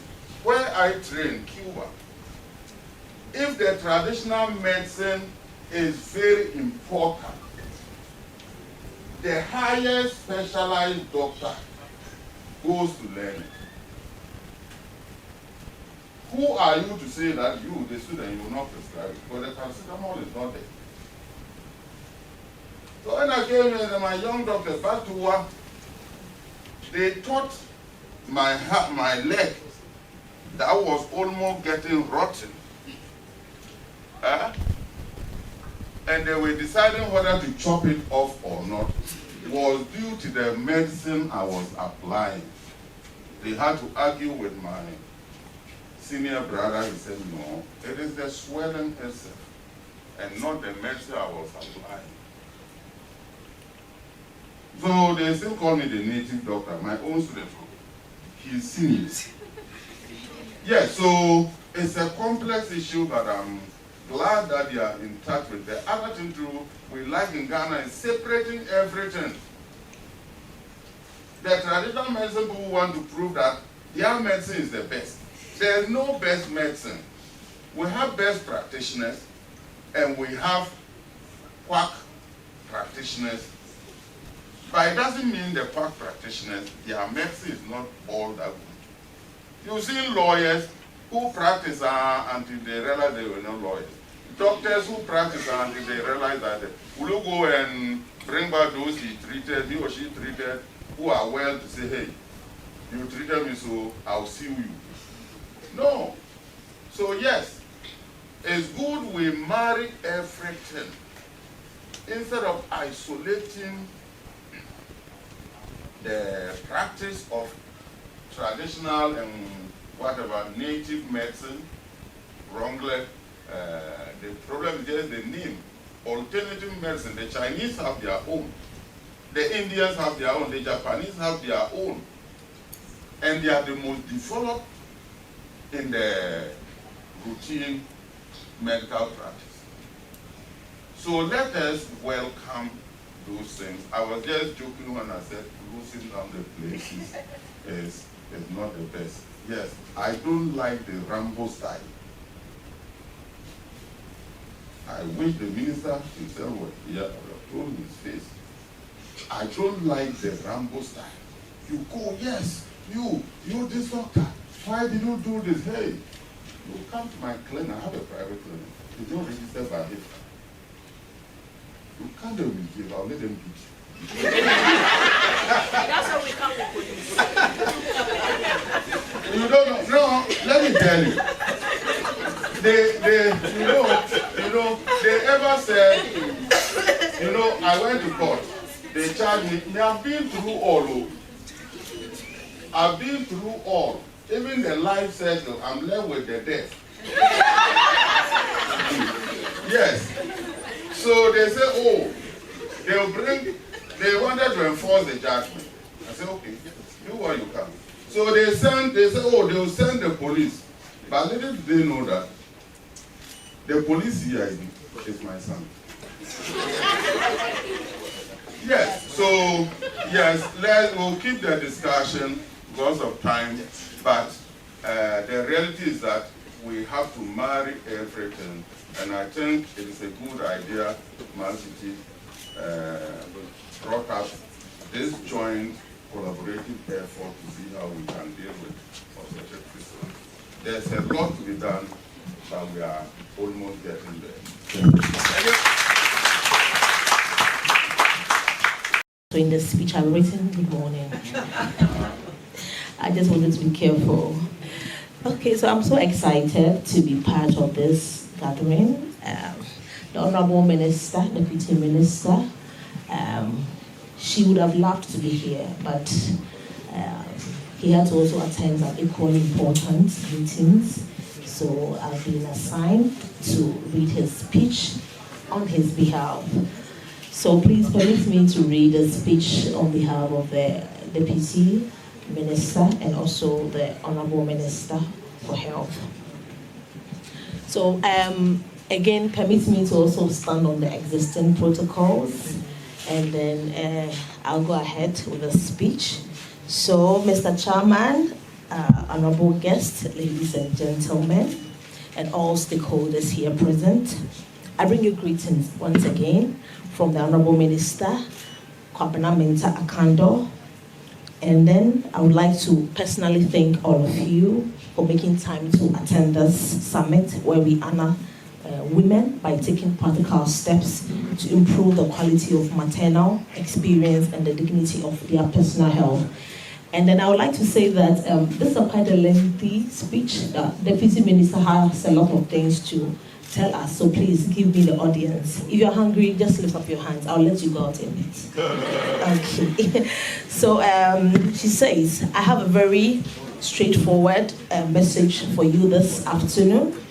And then I'm sure you already set the summit in context, so I wouldn't go so much into that.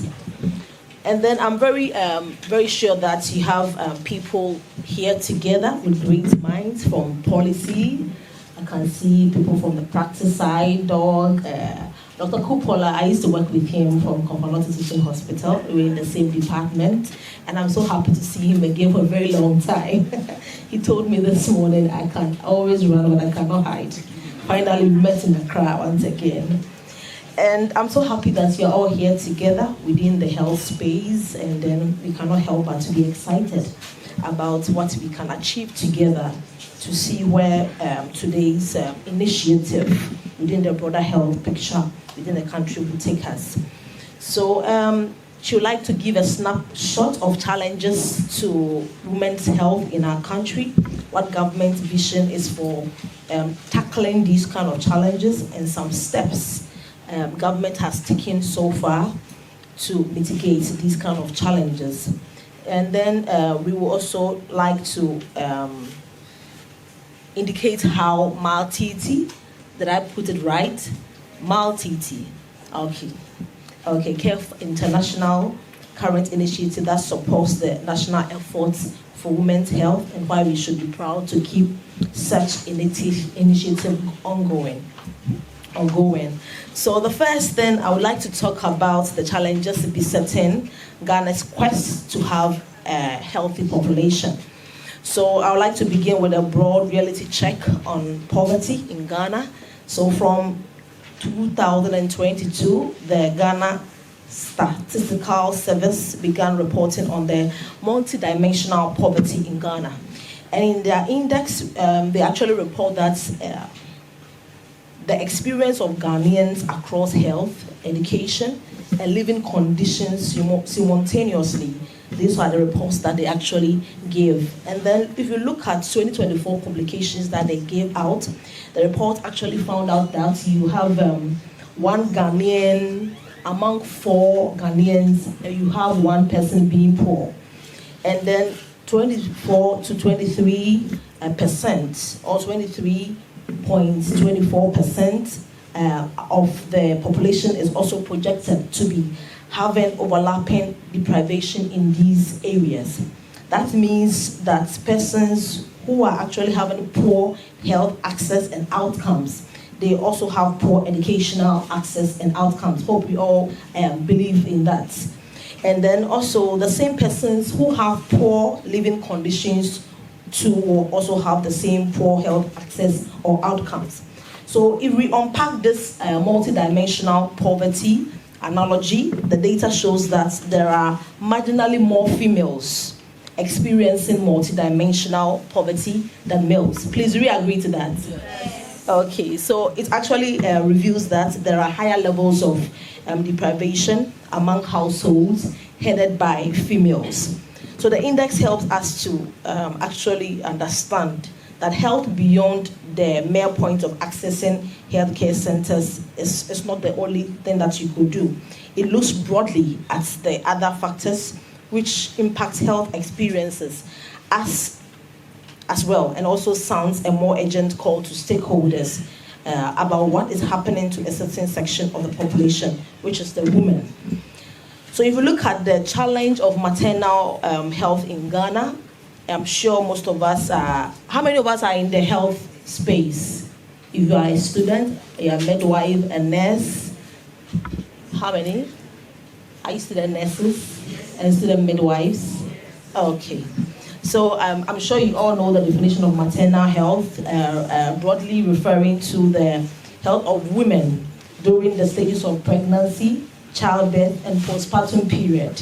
And in Ghana, what are the experiences of pregnant women that we all get to know about? What are the experiences of women that go into childbirth, and then the postpartum experience or postnatal experience as well?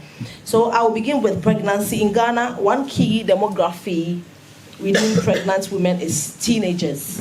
And then teenage pregnancy rate for girls between 15 to 19 years stands at a grim of about 15.2%, according to 2022 Ghana Demographic Health Survey.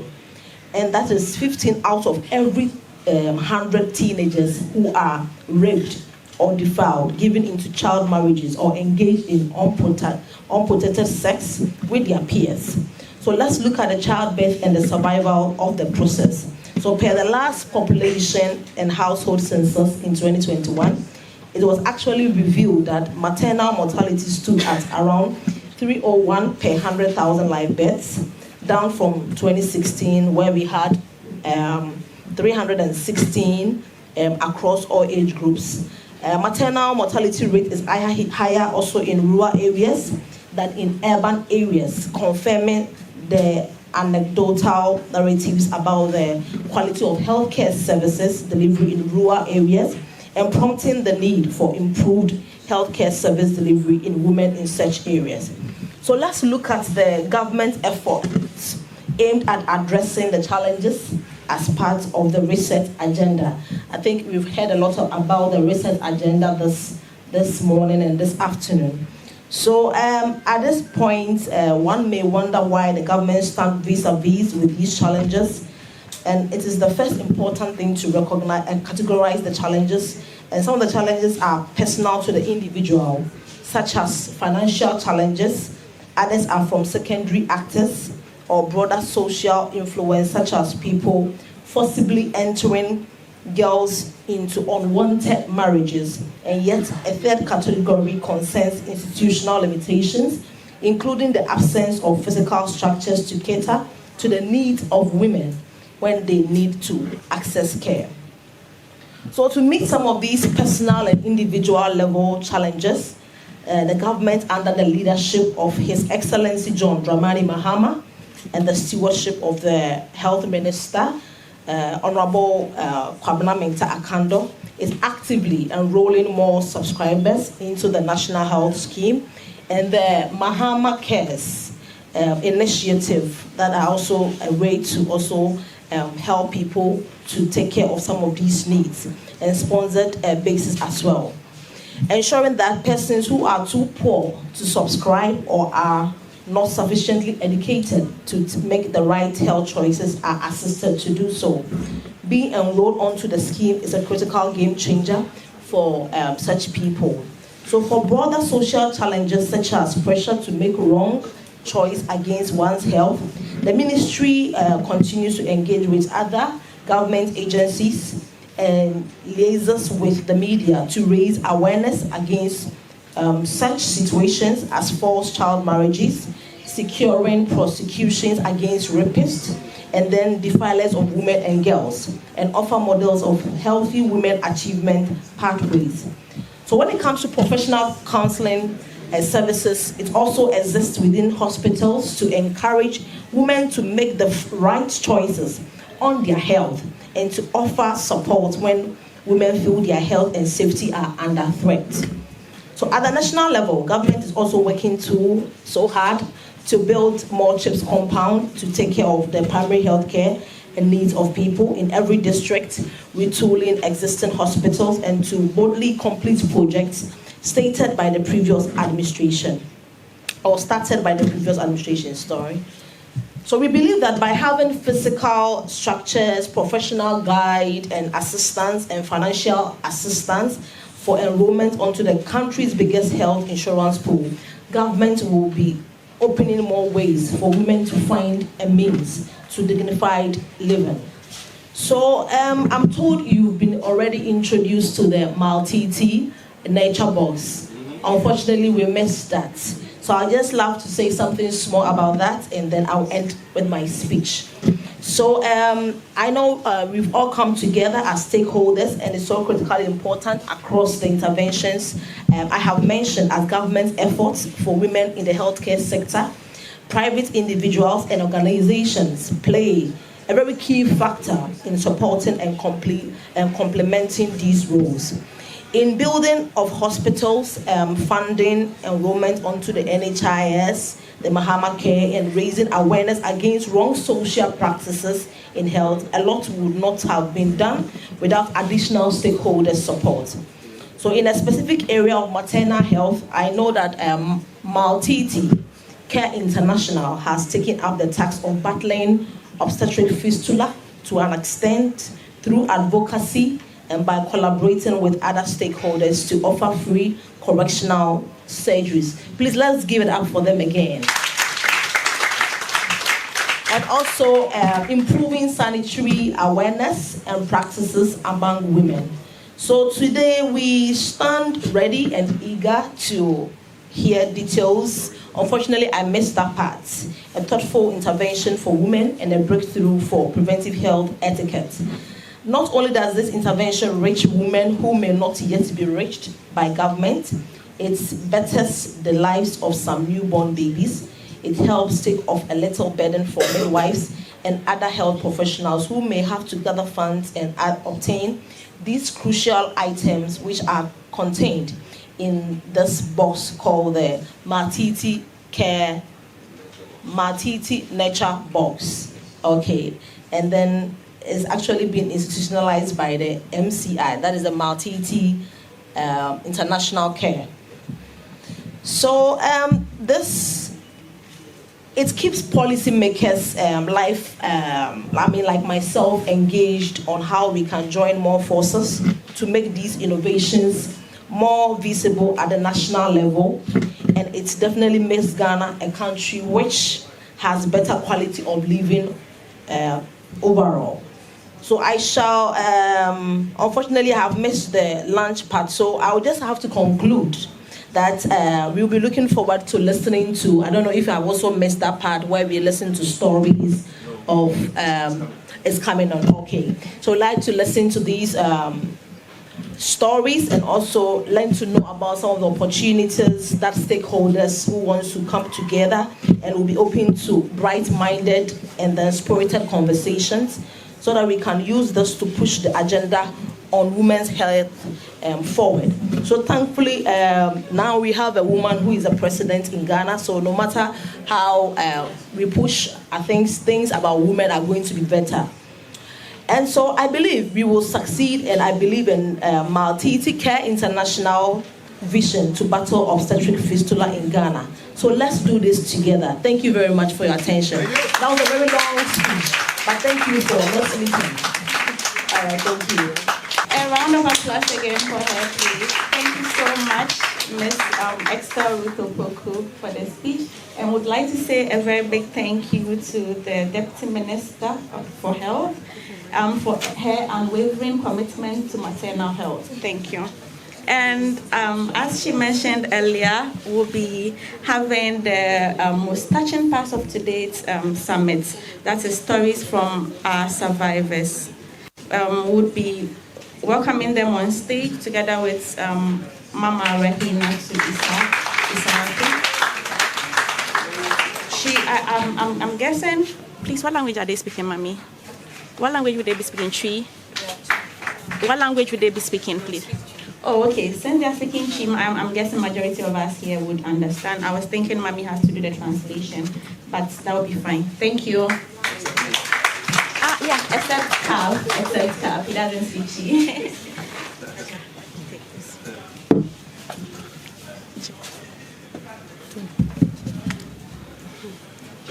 Mama, good morning. Afternoon, go. To gafara, good afternoon. To, mijina ha anya boni, na mijina ha. Fistula na wamuka huasam. Eso fistula fuwaneji. Nanka tama yawo fistula munanka yente mimba hakura. Nsun denu esu yakanipa mu. Ebane dan na yesu yabani pa mu. Ida madara yasi. Madara yechino. Ida Dr. Gandasi. Let's clap. Nti omuni pa miene, omuni ediye ba nipa ka yesu yanka nipa. Fistula yariya kaya no na yanim se dachi yesu ebeba nipa mu. Yanyayi sa ayi adwene nyina yetiro. Mebi nipa waye yanko ho. Yeti yanko. Nso de ndedie edanyame asise yesu yatimi aka nipa ho. Nti munda madarahi as mayana munda. Thank you so much, Madam. Nti fistula yariya anya yariya. Wodwin se anka wo yanko kura. Aya samu fistula yariya anya kura. Yaya huna manifestula yariya muno yaya tanfukura yambo mpaye se fistula yariya nchino yaka fistula wanya bia wuntimi hu adikura yariya noti anya yariya fistula yariya ube kanwa sama aye usi wunsu anya se wuntimi njina ne pamonka fistula yariya si achira ne pa anya yariya nipa ubetimi afa nipa abaye nso madan raya timi afa ya kwatina na fie 1 week ya nunu na eti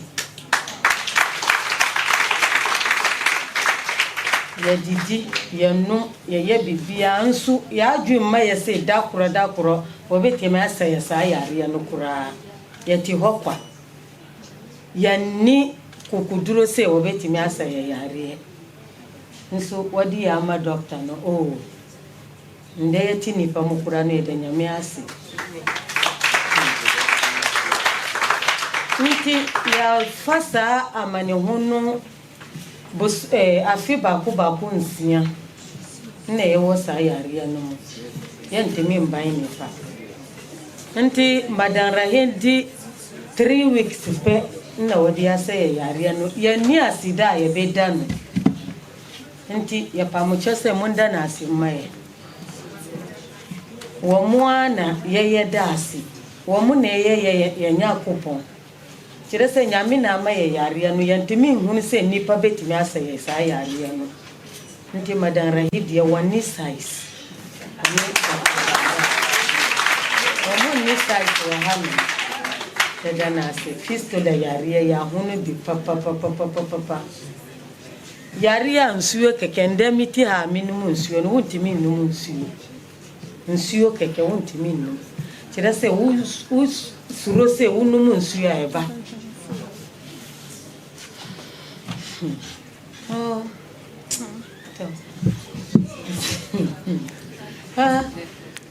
wodidi a aduane keke wodidi mi a ayadwunsomo etimi ba eba se wugina hokura wanchiri wo ho a wona ase nyina ayadwunso wonim bebi adwunso no furi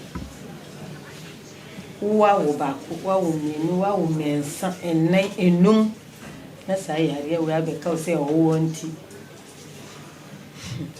yedoso anka anya hakura na ayaya honu mu adan we ntimi njie yedoso papa wo kona fa fistula yare anya aburo yedoso pa dan we anka njie nde ya mienu ayeti hanu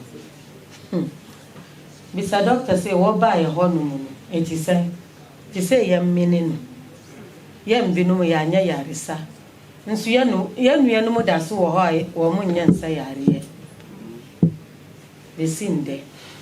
Ye de sese de da nyame ase. Fistula yare anya yare kura. Ma utamfo kura nya sa yare no. Ya hunu amane papa nso ndede ye da nyame ase. Ba bia migina kura me da nyame ase se migina ha. Na me da Madam Rahia ase. Me ka ba kwa anya Madam Rahia isa Dr. Gada.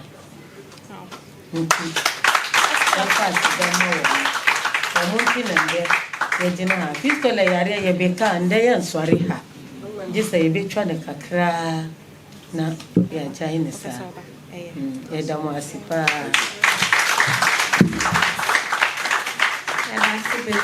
Mommy, that was so touching. I actually feel like crying right now. You're not the only one. You're not the only one. I would still want to say a very big thank you to Hajia Rahina to Isahapu. She's actually a founding midwife of Maltiti International and a fistula champion. And to Dr. Gandao, thank you so much for all the efforts you put in for these women. Thank you for all that you do that is not seen by society. And we are grateful. I know that your reward is in heaven. Allah will bless you all abundantly. Amen. It's a blessed one, right? Go ahead.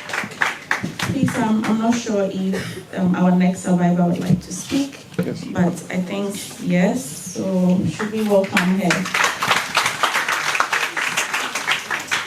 Good afternoon. Good afternoon. Madam Anse, say Jina how you Asidama Nyankumpon. Any Madam Rai, any Madam A. Mr. Daughter. Ram. Daniel Kumpansi. Mimi sorry, I worry me for no. Menina wonkola nyansa. Nkola nensona. Minima me yade minyinsa bia basket na medical hospital. Nsumbe ware no anya se mi pa na mede ware. Na me fisa people be ka say me ko school na me bibi. Me wan me se mi mpe. Odo nso se mi ware obemba no. Nti ma ware no. Se na me papa nti ma ware no. Ama ina wonkola nyansa. Nkola force no. Me ko hospital kurampa satan na 20 cds kana odi mami say me nji ono ntimi nko. Me the basket na me de call hospital no. The doctor me ko do no me share nurse bi e wo kwenso. Nti me share no na obisa me say eh madam nti sasa na odi ba hospital na me say patcho an. Wo say eh na okuno wa me say me kuno fo.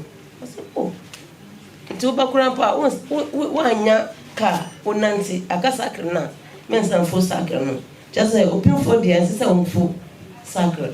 We be nya accident be na afetu bibi na misi yo mate nje sa mi wonyin se ne musa ana awo na be kam ni wode musa 2 days mini mi kunu mami mi o chane se awaka mi yam o si mi ntana tam nyanso se mi ko hospital kurampa o me ka se tam nyanso a akra na mpie nti mi ntana tam so akra na biba so mi ti wasa mini mi kunu mami e wasa mebe ho akra no be eko te se sis mo na ma akwala no ti mi wa akwala no ma anya no ma bresa ma anya akwala no sa be ko te se busumi ba ko mi ti ho na me hu se nsuo bi efiri mi nsuo bi efiri mi so mi ti ase satan no na madam mi si da bi asam wo die amene mi kunu na wo mi so mi bona amani a wo kire mi se onu na wono san obe yana ho sa yare no edro na mi se mayen ko hospital o se on de oniska obe ko hospital na mi se yo ande amate mi ti ho na odi mbaba wo ewuro fie mu na mi ti ho mi so na nya se na mi ti na odi mi ba ofie nso mi ti wo sa nwumbre me hu no mbaba wo ho oni mu ni basket ayi basket no mu di ba fie mu ti mi sa na ma ko tena de mu metari da na mi su sa mi ko kire mi brase tibia na se mi wo mu no so mo hwe mi a mbi wu che sa dwundwun no edoso ana me brad me call madam ho o say ono na ye free ti ya call na madam si me dia bo na mania na madam say o we die anya ade aye kitikiti say nto be hwe sa obe ya na osam yare na me see you ati ntimiti ho sa da kro ho na ofre me o chere me say me bra me waterman na me call me call na o chere me say me tran ho 3 days o chere me so de mema daughter janda na me simpache you mate nti o ho sa Maternal ho sa me si me sambe fie say me wura fie ma na me kuma tu nti me wura fie mu bio ana o si me say ale na me ko fie na me si o mate ana o di me ko ho tanya kwa na me say we dey enye ade aye dim bia me firi ni pa mo me si pasante me firi ni pa mo madam ti ade bia me gina ho no me so e betime awura ni pa mo say e ko ma so mo me ntimi wura mo unya baba na e prapra fe ye u gina ho a pampers kura unya bi say anya wo no madam a unya pampers ba pa wo ntimi mbo pa ji pampers na obebo ti say akwala ntimi to wasa me nyata me si madam me pampers aso ho no be sisa ama me nema wo yantimi nton bibia say o ton bibia o mo nton first me ye ko ton me say ton hwi ti me kwala mi onu mo ko school market ho mo timi ko school ba ma no anfa ho me see you anya hwi ta me ho na ma ko afo na ma ko page na ma beton nti ya sa na madam me ya pe na madam sisa niema obe ma mo sisa nurse fo no mo sisa niema bi abrami o de braya na ye hye nti madam ti ho no ya fa ne bi agro che ya ma mi na o chim awuye no nti wo ye nipa na wo wi asima anya sa akwala na wa wu no kasa won kasa na ye se oba obe hwe obi de na obi so akwahwe ho de nti madam ni doctor omu nyakompon echi no omu na eka ho ewo yeso nyakompon bia omu mienu no ana se ya nyakompon miensa so omu mienu no ka ho a de ka nyakompon so na ma ya miensa nti do mo asi se bia yeso ye gina ye nim se ye be gina ni pa mo se sa ye gina no anka ye gina se no ye ntimi mban mu ye suro se ye bakura pa sa mu do ni pa ye ba mo ho a mu prepare na mu so ye mu no ye ho de omu nya sa omu wo bebi kura pa o gina ho na mu prafe se oba te se o sent no woni so be ya aye o hu no te se ho no ntoma wo ye uni sika o be ya ahwe o hu ntu madam die nyakompo echi no madam anim doctor o mu na eye nyakompo nti mu do mo asi maye se ye kunu no na o mo ase yare o mo ma yare no nipa no mfa hu kura po se wo ye nipa wo sa ye oba wo no ho so ye se yare aba ye se mi ba no mi nyanya hwi mi ni kapre mi ni sidi wo ho so o hu se mi ho aba aye fe kakra no ye se o hu se mi oba mi kwada na ma tu mi dem me be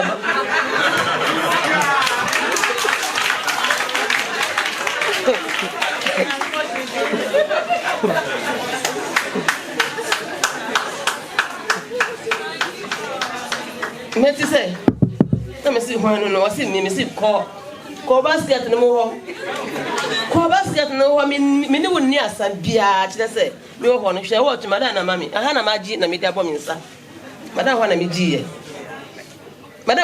ya fe na anya fe we mi ko dura mi ko bonani mi sanfa madam mi ko bonani nti ya pa mo chose bia ye gina yi de mo be boya na ye say ye ton ade o mo nto ye pa bia e be koye say adwuma biara ni wo yansuan hwi ye e betimi ahwe ya kwala no ye say twi ne nya papa e kana nya mo say twi ne nya papa nti mo boya ye gina bia ye gina yi de emboa ntina ya ba se mo boye na ko hwe bi kakra se sta me no se dia na ko hwe se so ye betimi akosua anya na ye na de hwe ya kwala no nti bia ye gina yi de mbrante no mbam ye honum no omubu ya kwasia tanya agro no omubu ya kwasia wo ba wunyim na odi sakre ko hospital obe nantire obe kwa fo moto su stira adasu o musa so obe di wachi akwa hospital no say feria o say die o entimi hu say ho no muntu ahwie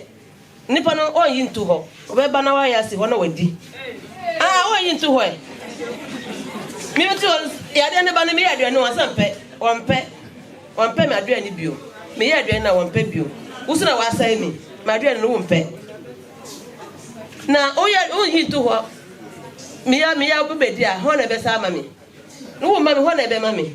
Nti mbobro na ewo mu no. Nhwe ye ho bobo na monsu ma ye se me be yegina no. Anya ye pɛ mo na yegina ha. Nti ya da mo ase. Se be gina be no. Mo da madam ase me. Ani Pastor no mama. Amen. So why ya dia pa? Fistula ya dia nya ya de papa kura. Nti ya da mo ase. Almost every day. But that also tells us that your widow's mind will help. What she mentioned about Hajia Rahim, what they mentioned about her is the tip of the iceberg. What she's gone through in the hands of colleague health workers, district directors of health, in charges, some other organizations that pretended to be doing fistula is sad. So when she forwarded the invitation to me, I looked at it, I realized it was one of my own, motivated to take this, and I said, yes, she must be serious. I read through it, went through, I said, yes, then I'm ready to join that. But that's the only job I've done. And I refuse never to say I won't do it. In my 21 years as a specialist in obstetrics and gynecology. Yes, the context they gave is true. Some men, as soon as she leaks urine for the first 3 months, away back to your parents. Hey, food, they may throw it into you as if you are a mad person living in an isolated area. So the stories are horrible. And then these stupid men, excluding me, as soon as she is fine, no, not because I know the population, even more stupid than them. They'll come back wanting to take the woman back to the house. I told you I'm a traditionalist. I'm a royal. And who are the parents of the woman? Say no. So they will come. The only thing is I'll give them a condition. If the man will come, and then I'll teach him how to go about it. Doctor mentioned 3 months so that they can resume sex. I'll bring the man and say, look, up to 6 months. Because you need to understand the terrain we are working. It's not like in Accra, Kumasi, everybody say, oh, it's a bit now romance, come. 10. Shift, let me lie down. Then you 10. And then the show continue 1 minute. You are done. So we need to train them. I've operated some. They've been well. The men went back to them. They even had children. I said the child cannot be normal delivery. They come, I operate them, they have their children. So there's always a good side to it. Some families also accompany them from the beginning to end. But the greater majority, it happens to them worse than they have been described. You tell me as a witch who are trying to bewitch the house. Yes. Thank you. So that also tells us that let us contribute to the nature box wherever you are. Get the Momo number. You just send things may go up, except that the honor seems to be stabilizing system. But let's continue donating. It will remind us that we use it, using it even as an approach to attract women to come to the hospitals for safe delivery. It will help. Thank you very much for listening. And I hope that you have the network of the names of those coming here. You can be used, the students, to identify fistula. To identify, you see a pregnant woman, look at her and say, look, we went to this activity, they said that you must see a midwife, you must see a doctor to advise you on how to deliver. Especially when you see the very short ones. Where is the sister I saw and stand up, let's see you. Yes, let us see you. I'm not using to the people for, when you're short like that, you see the man like me. Advise the sister, when you are pregnant, go and see the doctor. Thank you. Thank you very much, those of you who have phones, please take your phones out. Let me see your phones. Good afternoon, ladies and gentlemen. I was supposed to do this in the morning. Unfortunately, I didn't come on time. I'm sorry. I normally don't go for programs late, but something came up. But I also want to tell the team of Maltiti Care International, yes. Okay, so Maltiti, my boss was supposed to come here, but he's in Tamale. You invited him and invited me. So he says hi. Thank you, hi. Okay, good afternoon. Good afternoon. So the theme for today is restoring dignity, saving mothers. A call to end obstetric fistula. Yeah, for once when I read Maltiti's invitation, I was like, what is this? So I have to research with my daughter. So she came out with something, and I'm going to share with you. So ladies and gentlemen, it is an honor to be here to speak on a subject that touches the very heart of humanity: promoting better motherhood outcomes, ending obstetric fistula.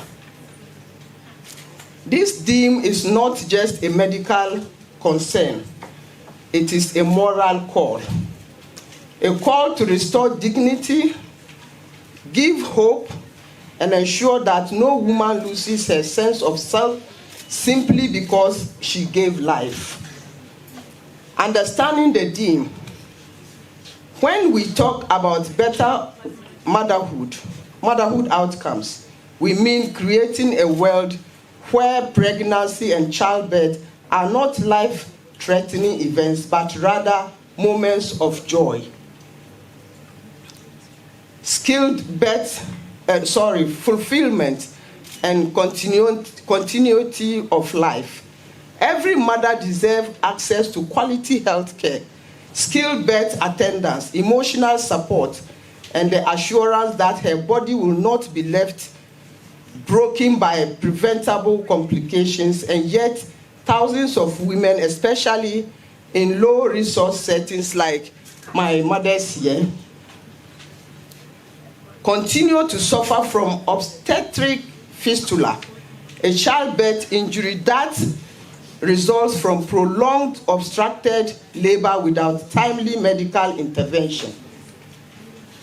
This condition leaves women incontinent, isolated, and stigmatized, like she said.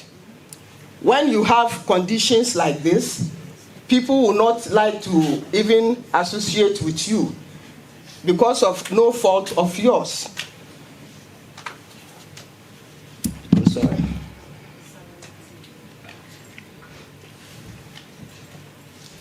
Every mother deserves access to quality health care. I said that already. Skilled birth attendant, emotional support, and assurance that her body will not be left broken by preventable complications. And yet, thousands of women, especially in low resource setting continue to suffer from obstetric fistula, a childbirth injury that results from prolonging, I'm reading from my phone, I'm sorry, prolonged obstructed labor without timely medical intervention. Thus, abandoned by this condition leaves women incontinent, isolated, and stigmatized, stripped of dignity, and result from prolonged obstructed labor without timely medical intervention. Oh, I'm going back. I'm sorry. Forgive me. Okay. So let me go to the reality. The reality we must face. According to the United Nations population, an estimated 50,000 to 100,000 women worldwide develop obstetric fistula each year without access to proper mental health service. Behind every statistic is a woman who has suffered in silence. A young mother who dreamed of holding her baby but ended up holding pain instead. Our call to action is to promote better motherhood outcomes and end obstetric fistula. We must act on multiple fronts. Invest in maternal health care. Governments and development partners must prioritize quality obstetric services, skilled birth attendants, and emergency obstetric care in every district. Number 2, we have to educate and empower women. All this we are talking about it ends up with education. Education, education, education. When you are not educated, you face some of these things. But when you are educated, you know you can take care of yourself and you can appreciate when to do what.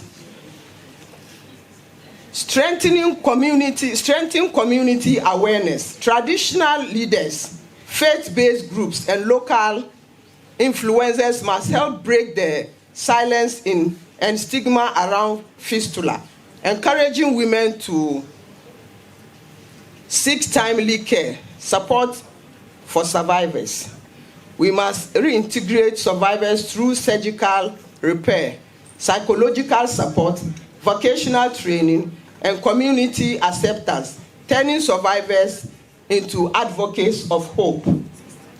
Engage men, because promoting better motherhood outcomes is not a woman's issue alone. It is a family, community, and national responsibility.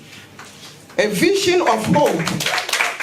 Imagine a Ghana and an Africa where no woman suffers because she gave birth, where every labor is attended with care, every mother returns home with her dignity intact, and every child begins life in the arms of a healthy mother, smiling and enjoying his mother.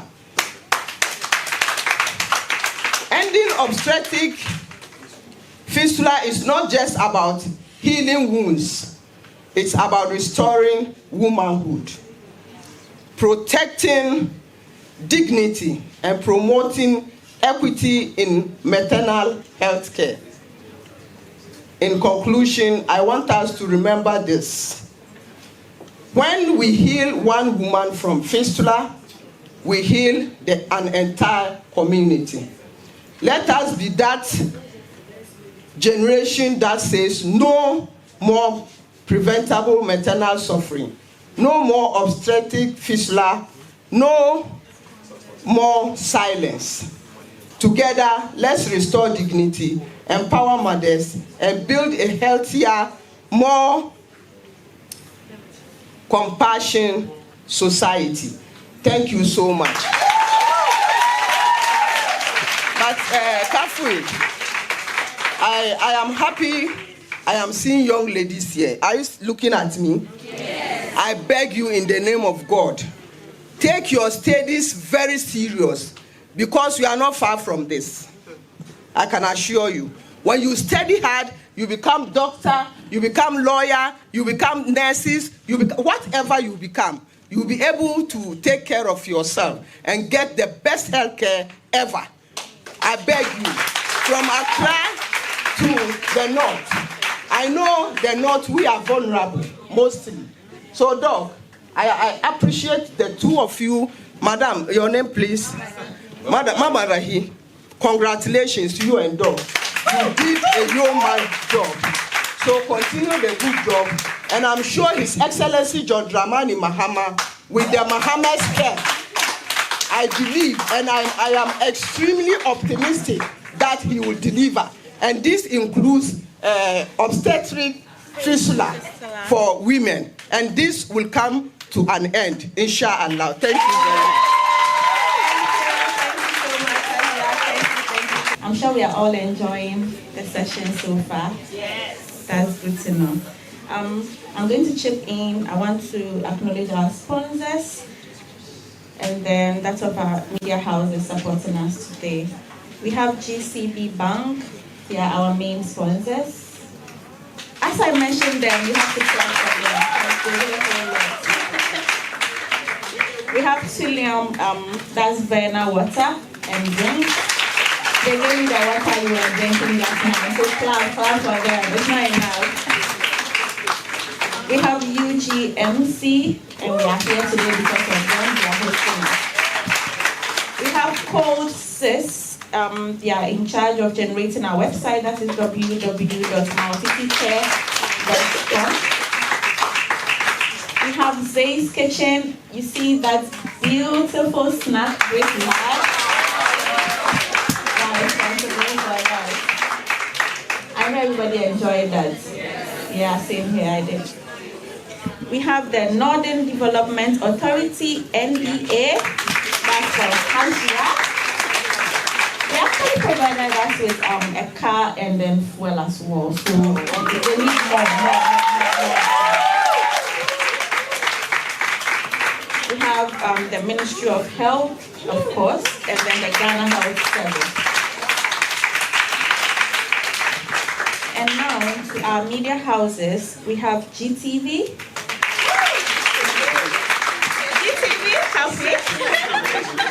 Yeah, can we say what? The station of the nation. Yeah. And then we have Hafiz TV. Please, are you here? Clap for them, please. We have Daily Graphic. Everybody knows that. And then lastly, we have Sagani TV. That is in Thanks so much. Up next is going to be our panel discussion, and then Kafui is going to introduce the topic and the panelists as well. Thank you. Thank you. So we won't waste much time, so we will just move quickly to action. I would like to introduce our panelists for today. As my name goes, John Kwesi Amuzu is my name. The first person on the panel, we have a very, very noble man who is a renowned fistula surgeon for 21 years. This is serious. 21 years. Let's clap. He is one of the former director of one hospital.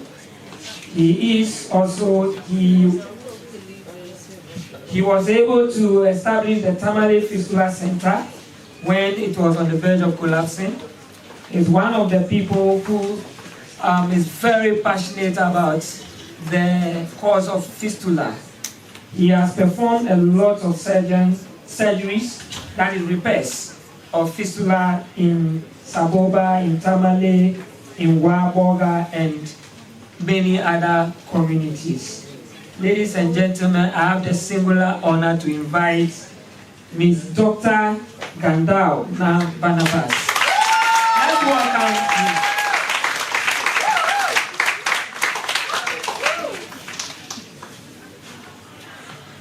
Thank you. Okay, thank you very much for coming, Dr. Gandao. We will move to the second person. We have already spoken about her. A lot of people have given all the accolades, the praises, and so on. And I can see that she is one of the champions of fistula when it comes to repairing fistula and making sure that women's voices are heard. She is a retired midwife and a founding member of Maternal International and also a fistula champion. Ladies and gentlemen, let's welcome Madame Rahina to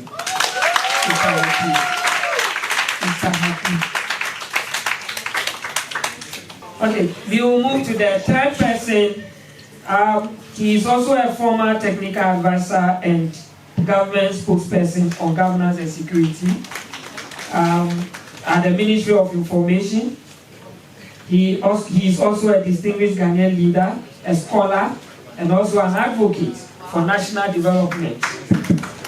He holds a doctorate degree in business leadership from IPAC Business School, Paris, France. And a powerful woman who are going to help me do the discussion on this all-important topic. It's very important that we discuss this and we see how important it is to collaborate and also support each other in the fight of maternal mortality and fistula. Dr. Gandam, I will start with you. It's very important for the sake of our girls who joined the discussion late. I would like, from your experience, I would like you to throw some light on fistula. What is the situation? What is it? What is the situation? And what can be done? Thank you very much. I think those who were here in the morning, Dr. Pupola detailed what obstetric fistula is. The only comment I wanted to make, he was a little technical where he has to say skin infection, he said dermatitis. That was the only point I had to have corrected. Simply put, obstetric fistula, as he said, is there are some places that shouldn't communicate. Your mouth shouldn't communicate with your occiput. But if they communicate, then it's a fistula. Your abdomen shouldn't have a hole through your navel. If it exists, it's a fistula. Obstetric means birth and pregnancy and birth issues. So if it's obstetric fistula, it means that it is birth. It's childbirth that caused that abnormal opening to be between the birth canal and then where the urine is stored, or the birth canal and then where feces pass through. That is obstetric fistula. Caused generally by delayed labor. Delayed labor do come because it is obstructed. The road is blocked. The canal is blocked, so the baby cannot travel through the womb, through to the birth canal and come out of the vagina. That is what causes obstetric fistula. Obstetric fistula is a hole that exists that shouldn't have existed, caused by childbirth. And we used to have what we call the three main delays. He emphasized on all of them. Delay in deciding to seek skilled help to deliver. So at home, you realize Madame described she was home with the mother-in-law alone. The mother-in-law said wait, and then that delay in deciding to go to the hospital is the first delay. When you finally decided to get to the hospital, by what means are you going? Through which road? So delay in reaching the skilled help is 2-hour journey on a motorbike or in a bicycle. So delay in reaching the skilled help. Now, if you can go to the skilled health center and there's a queue, and then probably the midwives there, the nurses there, are not skilled enough to say that let's prioritize. And you know in Ghana, first come, first serve. No one wants you to cross the road if the midwife doesn't come to take you across. So we have the three delays: delay in deciding, delay in reaching, and delay in receiving this skilled healthcare you need so that you don't develop fistula. That is what it means. So you'll be leaking urine or feces or both. That is all what it is. Yeah. Thank you very much. I think he deserves a round of applause, and that is what it is. Thank you for throwing more light on fistula, and it's one of the critical issues that you have to pay much attention to. I will go to Madam Rahina. From where you sit and your experience as a midwife, I would like to inquire to tell the people what has been your experience when it comes to fistula. What has been your experience? What have you gone through in fighting this fight? And what are some of the things you can say to encourage people here? In actual fact, my experience was not really on fistula. There was a problem. What made me to have interest in fistula? I was transferred to an old leprosarium, and they really needed assistance. So when I wrote to the lepers committee, headed by Father Campbell, they came along and I started giving them food. So one woman came to me, why don't we add her name to the lepers? So I asked her, are you a leper? You are okay. So why do you want the food? Then she now told me her problem. I said, fine, let's get a solution to your problem, but not just to get you food. Then my district director said, fine, if that is it, I should bring her to Tamale. Then when I told her the solution for her in Tamale, she said, oh, if that is it, Mama, I'm not alone. We are at 6.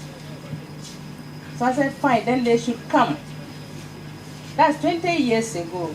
So I brought her to Tamale, the 6 of them. And they were not ready to admit them because they had no health insurance. I contacted doctor, but then he was also having a workshop in Sunyani. They said, oh, they should stay, he's coming. But he said they should not return any client. So they shouldn't return any client. Why should they reject them?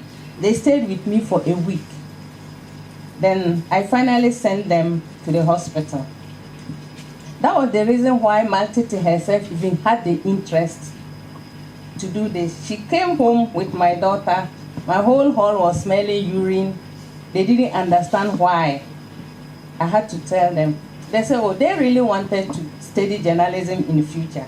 But if that is it, one should be a midwife to curtail the problems of fistula, and one too should be a journalist to sell it out to the general public. And that is how I came by. So they were actually well prepared? Well prepared when they were kids. My daughter and Maltiti, they were just kids. That is an insightful. So after educating them, that was what they decided. So I wasn't surprised. She had really come out to sell the problem to the world. And my daughter too has gone into midwifery. So a round of applause. So when they started that way, I started it with the help of Dr. Gandalf. And the issue was, even if they are admitted, they have to feed themselves. We took up and started it. So after the first 6 were repaired and they went back to the community, people then started asking them, how did you get treated? Then they started coming. So in whole, when I look at the data, he has repaired about 142 successful cases. That's wonderful. Yeah. And as at November last year, I sent 8 cases to Mankesim. Plus the 142 cases, that means 150 have been successfully repaired. Yeah. Thank you very much. That's why I got the interest in fistula. Wow, that's very insightful. And I would like to challenge everyone here that to make a change is just from one corner. You sit at one corner, you have an idea, you want to change a problem, and then boom, it will be a history. So let's try to pursue our dreams. Thank you. I'll move to doctor who has not allowed me to mention his name, but this time around I'll mention. He is Dr. Palgrave. Let's clap for him. I will come down to the policies in Ghana.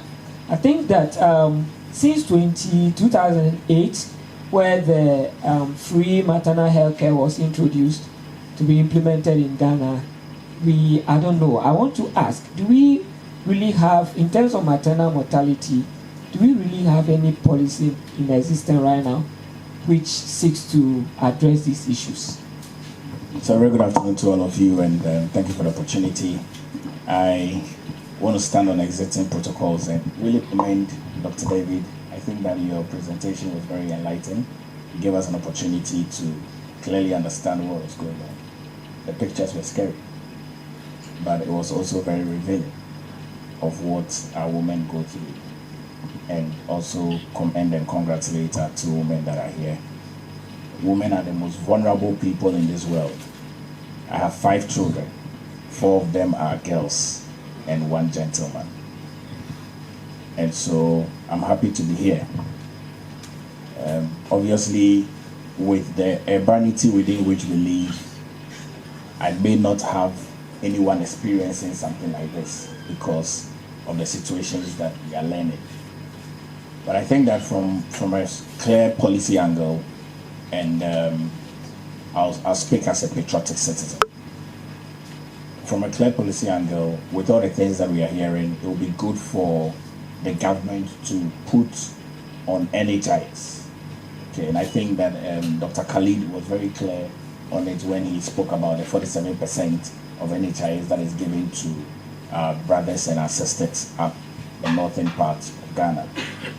To be honest, it's an extremely deprived community, and almost to an extent, an underdeveloped environment, from the northern east to the northern region to Savannah to upper east and upper west. It's almost underdeveloped. And if you hear their practical examples of the rural communities within which they live in, because I've had an opportunity of working in the northern part of Ghana. I mean, think of upper west region, where Y is. If you are in Wichau, by the time you move from Wichau to come to the capital, it's a very long distance. If you are even in Savannah, by the time you move from Gushegu to come to Tamale, it's also a very far distance. If you are even in upper east, where Bokatanga is the district capital, and you are coming from Tongo, or you are coming from Zwarungu, or any of those local, it's a very far distance. And so one of the immediate policies that will be key for the government of the day to consider is an immediate enrollment of fistula on NHI. And I agree with Dr. Gandu when he states that it will be good for us to have a lot more OBG, which is obstetrician gynecologists, to be in the local constituencies. I come from a Buakonof constituency, and I could tell you how deplorable my hospital is in Old Tafo. And every now and then, we are citizens of Ghana. If you have an emergency in this country, by the time they put you on a helicopter or even an aeroplane to fly to South Africa for 6 hours, to be in Cape Town or to be in Joburg to receive attention, or to be in London to receive attention, you will die. And so it's important that all public officials, especially governments, pay particular attention to the hospitals we have in Ghana. Because whenever there's an emergency, your first point of call for stabilization are the hospitals in Ghana. Doctor mentioned that there are some tests that cannot even be done at UGMC. But when you hear Dr. Khalid and he talks about his training in South Africa and about the fact that a lot of the tests is done because no one wants to be sued. And that comes to policy.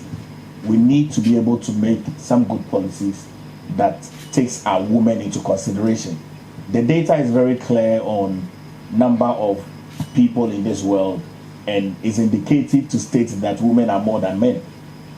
And so we must make a lot more policies that influences positively our women.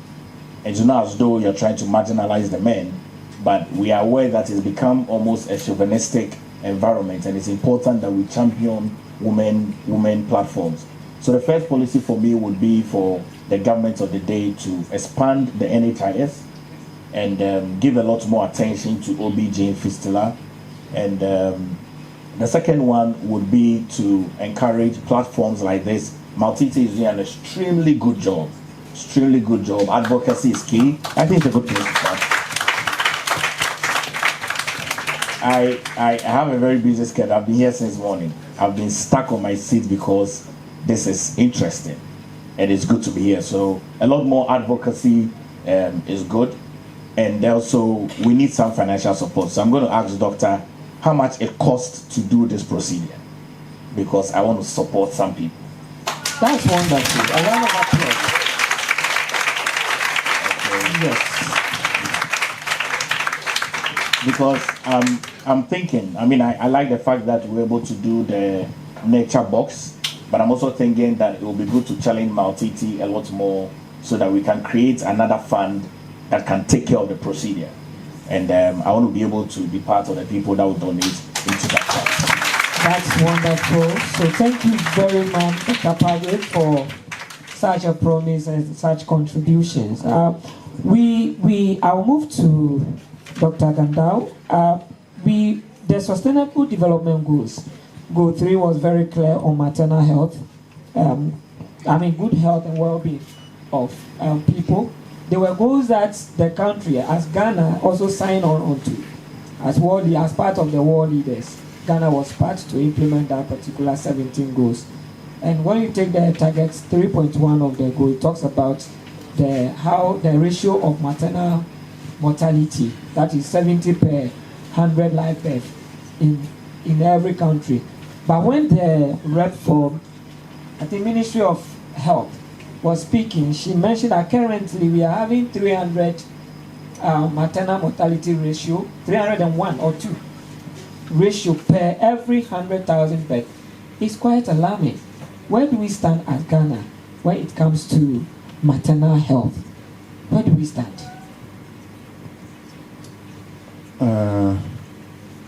I like being very controversial because I work in the remotest areas.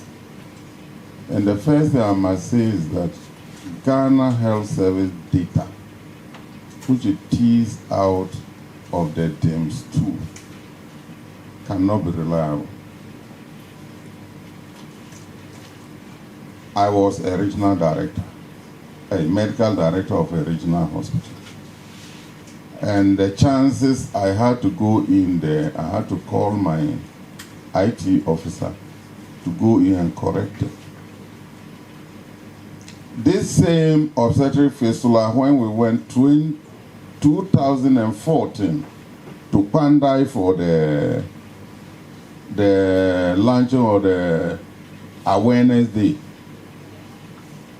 Fistula Eradication Awareness Day, while I was giving statistics, just like Dr. might have given, then the gender ministry was giving a different statistics on fistula issues. I've had occasions I called on some fistula surgeons to challenge the figures they were giving on the press. You see, a lot happened since 2004. With the introduction, President Kufuor introduced the, National Ambulance Service after the stadium disaster. President Kufuor brought in 2007 the free maternal care, 47 million pounds sterling. It's great money. National Health Insurance immediately came in. UNFPA took Miss Ghana at 50, Frances Techimensa. That was when we established the fistula program from Irata Hotel. We held the meetings. I was sent to northern Nigeria with Dr. Ali Samba for the training in fistula care. I came back, established the Tamale Fistula Center. So yes, and then National Health Insurance Kufuor brought, improved by subsequent presidents. So how can so many positive things yield to negative results is impossible. UNFPA has done a lot.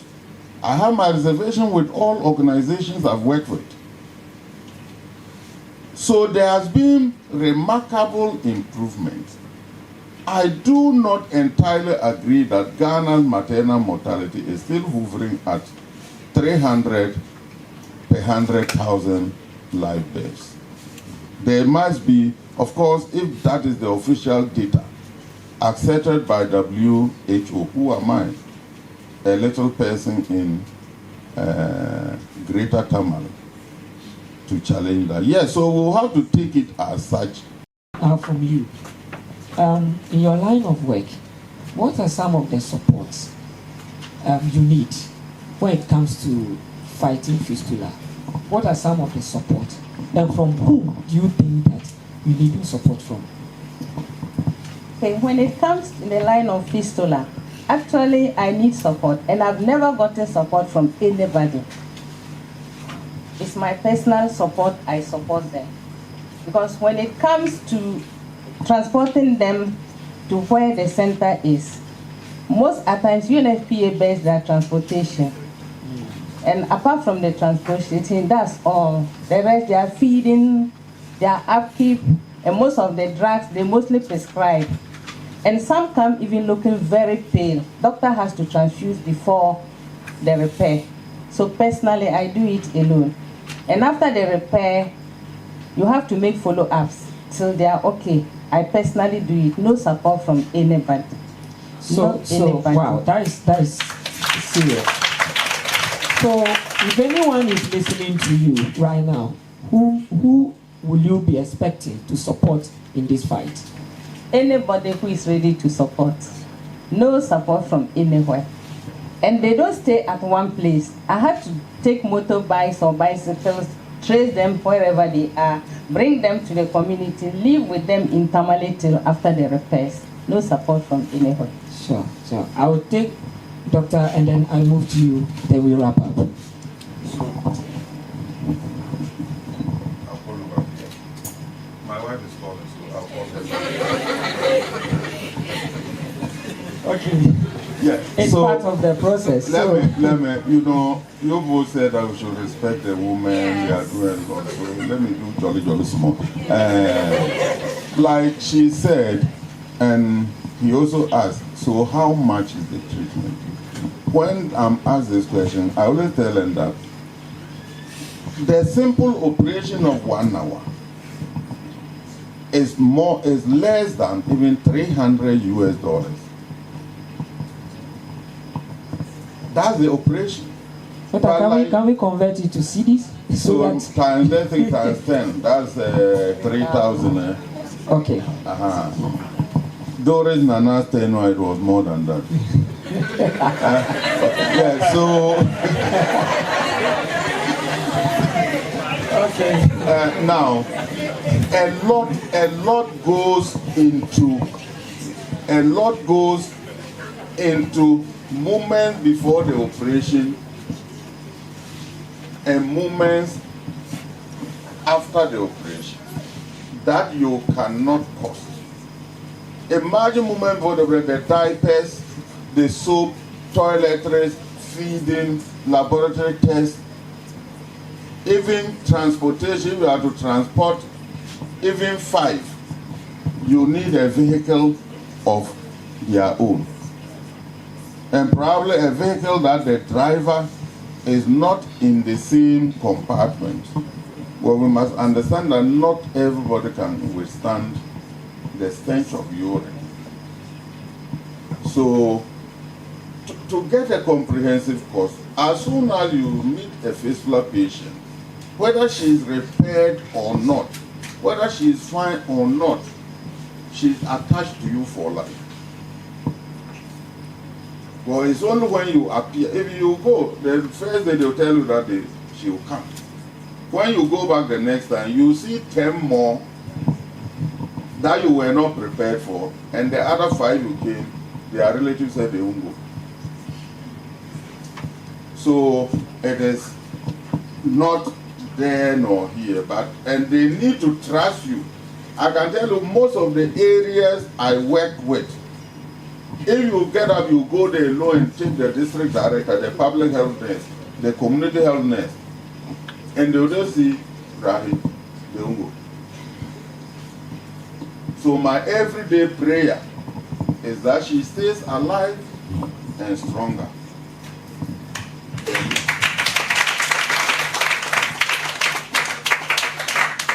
Money can do a lot, but it cannot do all. And I always say that, like you said, somebody said, her reward is in heaven. For me, I have a way of doing my papa to get 1, 2, 1, 2. So I'll go into partnership with Maltiti International and see how we can start repairing them.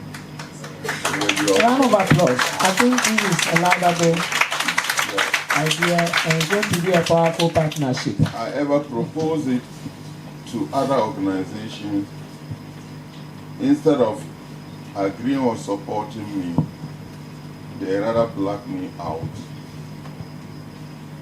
completely. It is well, thank you. Yeah. And then, so all those, I just remember something quick. I was doubting who this person would be. Then when they mentioned, then I recall who wants to be a millionaire. So if you want to be a millionaire, please support Maltiti International. Thank you very much, Dr. Gandao, for that submission. I will go to Dr. Padre. I want to take your call to action and your final words. You know, I didn't expect that doctor would give me an uppercut with the CD dollar because there's a lot more uppercut that I can give. But for the love of Maltiti, I don't want to do an uppercut like table tennis. So I'll spare that.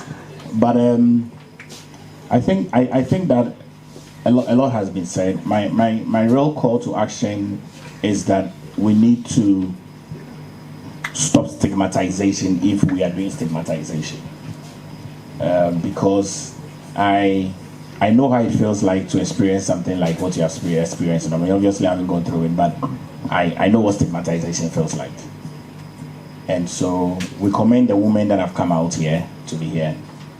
And also my next call to action is for government to expand the NHIS and make sure that we put in OBS fistula and cover it entirely. My next call to action is to do a lot more advocacy around this.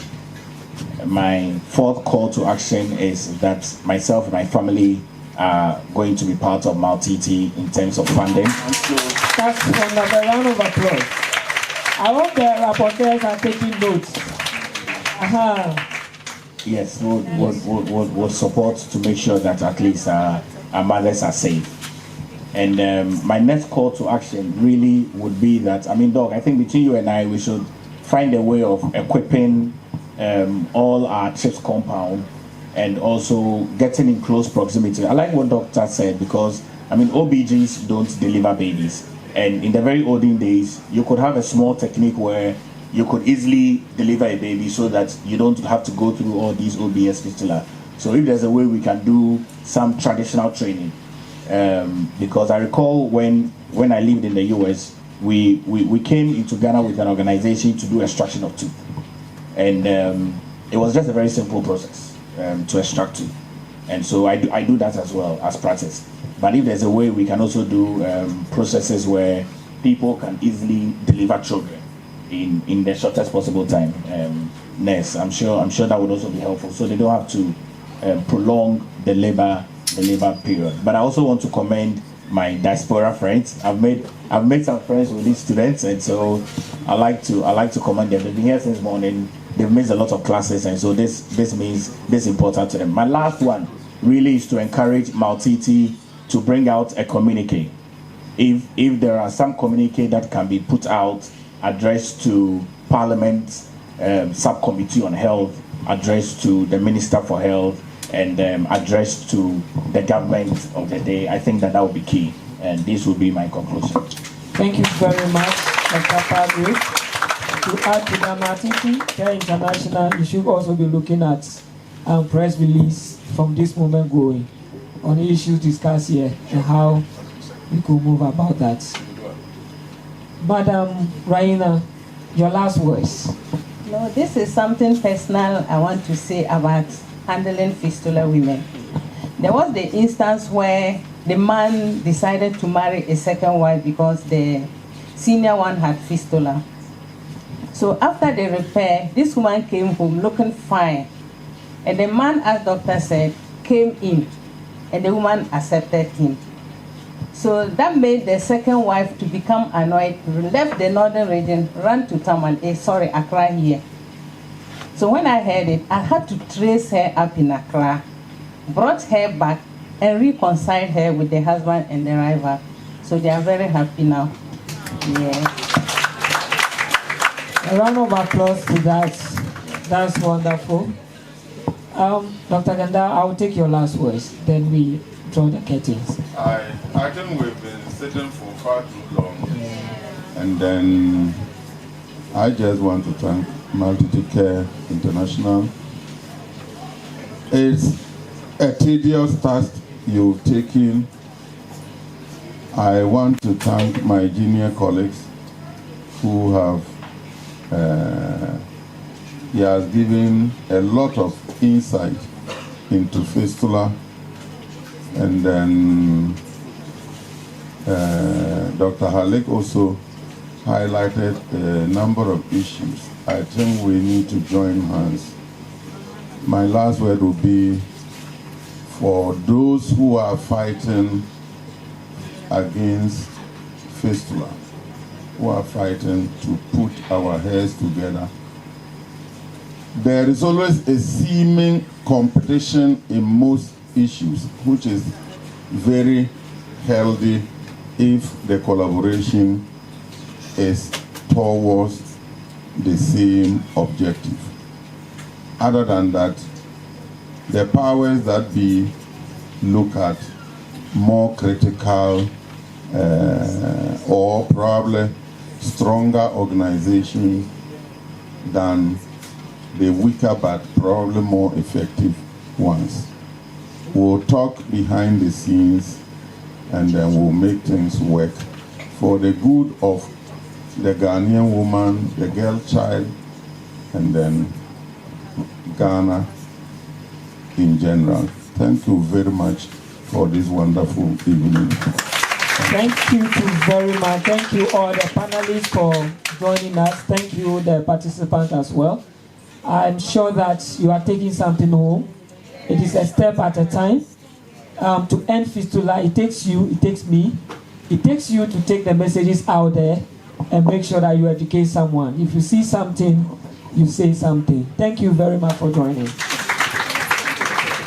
Ladies and gentlemen, distinguished guests, partners, colleagues, and friends, on behalf of Maltiti Care International, especially my co-founder, Temina Esi Said. She is a real life sister. I met her in senior high school at Media, and we've been like sisters since. And so when, as a journalist, I went around doing documentaries and features, I trampled on fistula and how I met my hero midwife, our hero midwife, Hajia Rahina to and Dr. Gandao in 2019, working for Tagali TV at that time, shaped founding Maltiti Care International, and Mami has been instrumental in how this foundation has moved.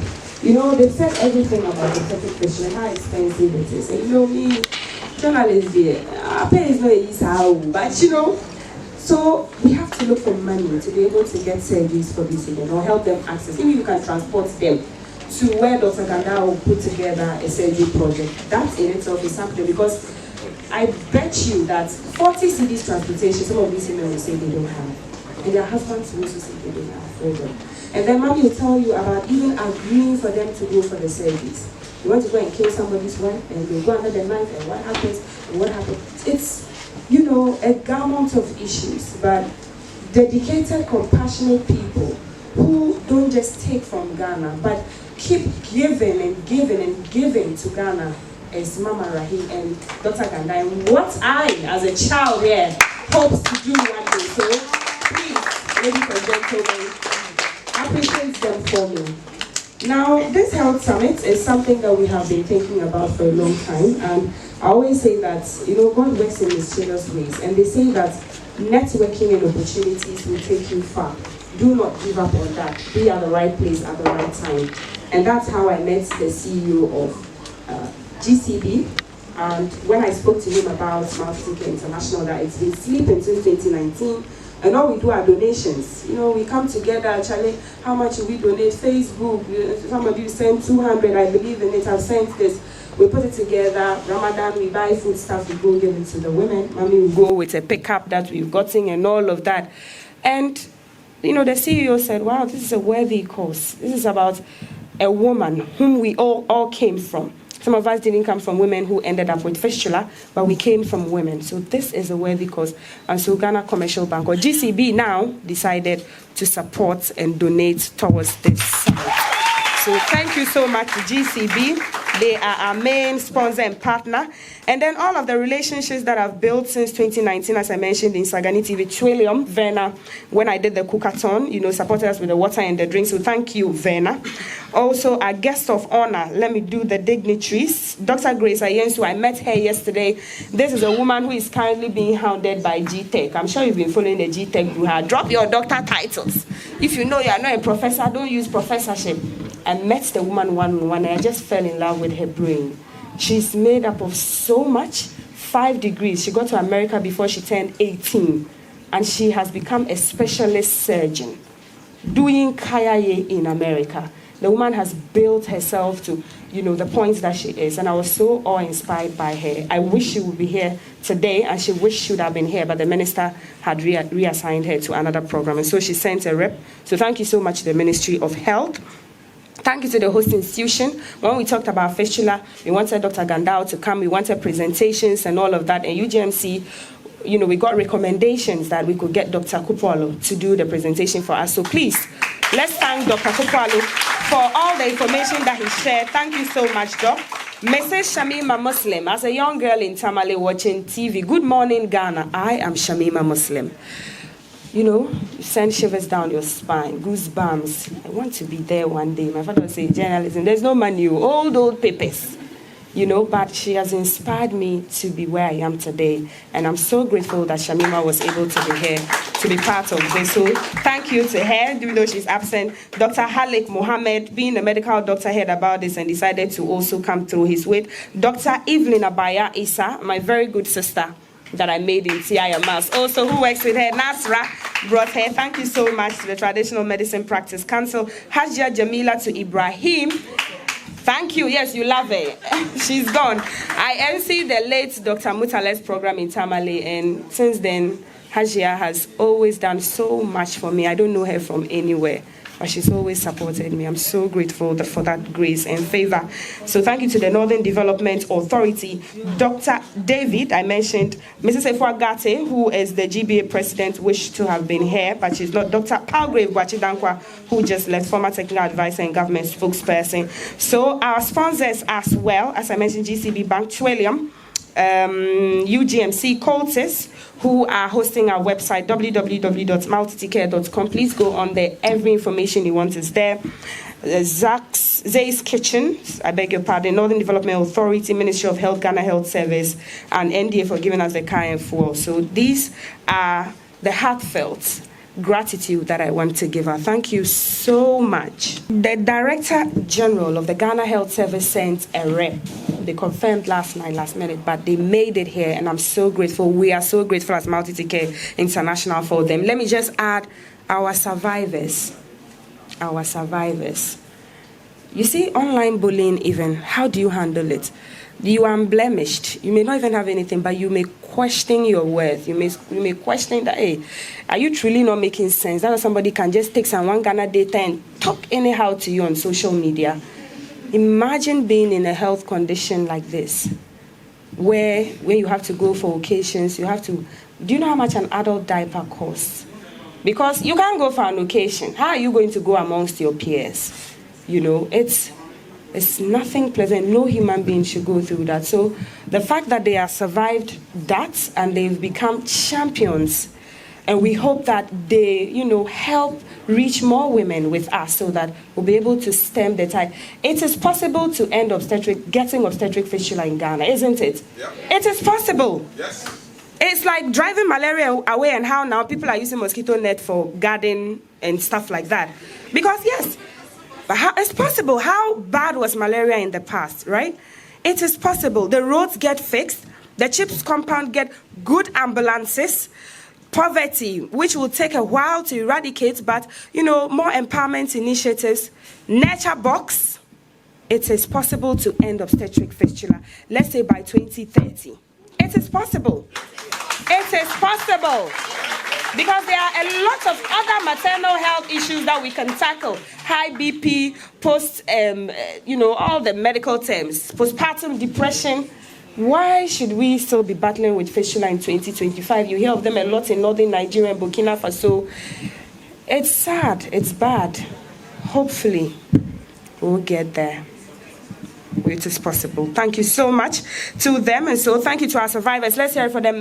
Madam Wasipa, Yami Shramo, Edawase. We na Mama Yashisha Uncle for Baby Akaho Yedase, and we pray that we get the support. So do wherever you go, and there's anybody who's talking about women and children, maternal health, pregnancy, please push them away or link them to us so that whatever support they have for our women, we can always take it back to them. They are there. They don't come to Accra. They may not have come to a city to see high-rise buildings. But when you go with a package, with something like that, it gives them hope. Hey, you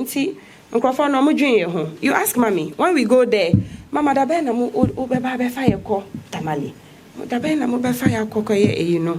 and it's so harrowing because your strength, you are looking, how many of them can you fix because of the cost and everything, the drugs and all of that. But thank you so much. That surgery Dr. Gandao did, the project in 2019 in WA, really opened my eyes to a lot, and I'm so grateful for that opportunity. Thank you, ladies and gentlemen. I am out beside us again. I'm so grateful. Please give yourselves a round of applause for being here.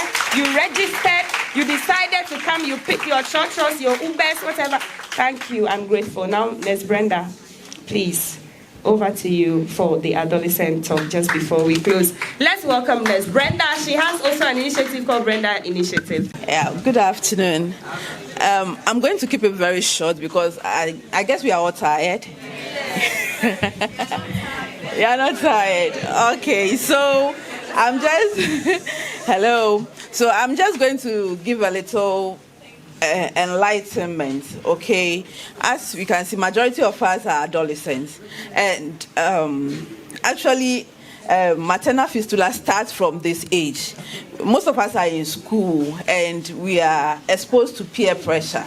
So from peer pressure, pregnancy comes in and you are too young to carry a child, and then some of you will not be fortunate to have family to help you out.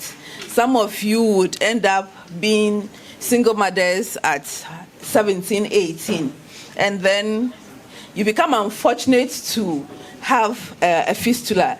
Then it gives you other mental health issues such as depression. You isolate yourself. I want to focus more on the mental health aspect because I'm a mental health nurse. So every platform I like to do that. So depression, we all know depression, it's a very silent killer. When we talk about depression, somebody can be laughing, happy, jumping, but the person can be depressed. That's what we call functional depression. Okay, you are functioning on a very day-to-day basis, but you are still depressed. That's how you say, oh, I saw this person, we're chatting, we're laughing, and then all of a sudden, the person commits suicide the next day, and then you are wondering what happened. And that's because the person might be having a functional depression, and nobody knew, because, I mean, depression doesn't have a face. It's not when you see somebody sad in a corner, no. Sometimes the happiest people are the most depressed. So let's look out for our friends. So at this age, I would advise Okay, for us not to get to that stage of getting to depression, and you know, when you get pregnant at this age, the stigma attached to it. I have a teenage daughter, so I'm very passionate when it comes to young girls your age. Okay, so what I would tell my daughter is what I would tell you. Your education is the best thing you can ever give yourself. That's the best thing you can ever give yourself. Look, the men will come and go, but when you are a woman and you have education, you have your own money, you are standing on your own 2 feet, there is no man that will come to you and come and treat you anyhow.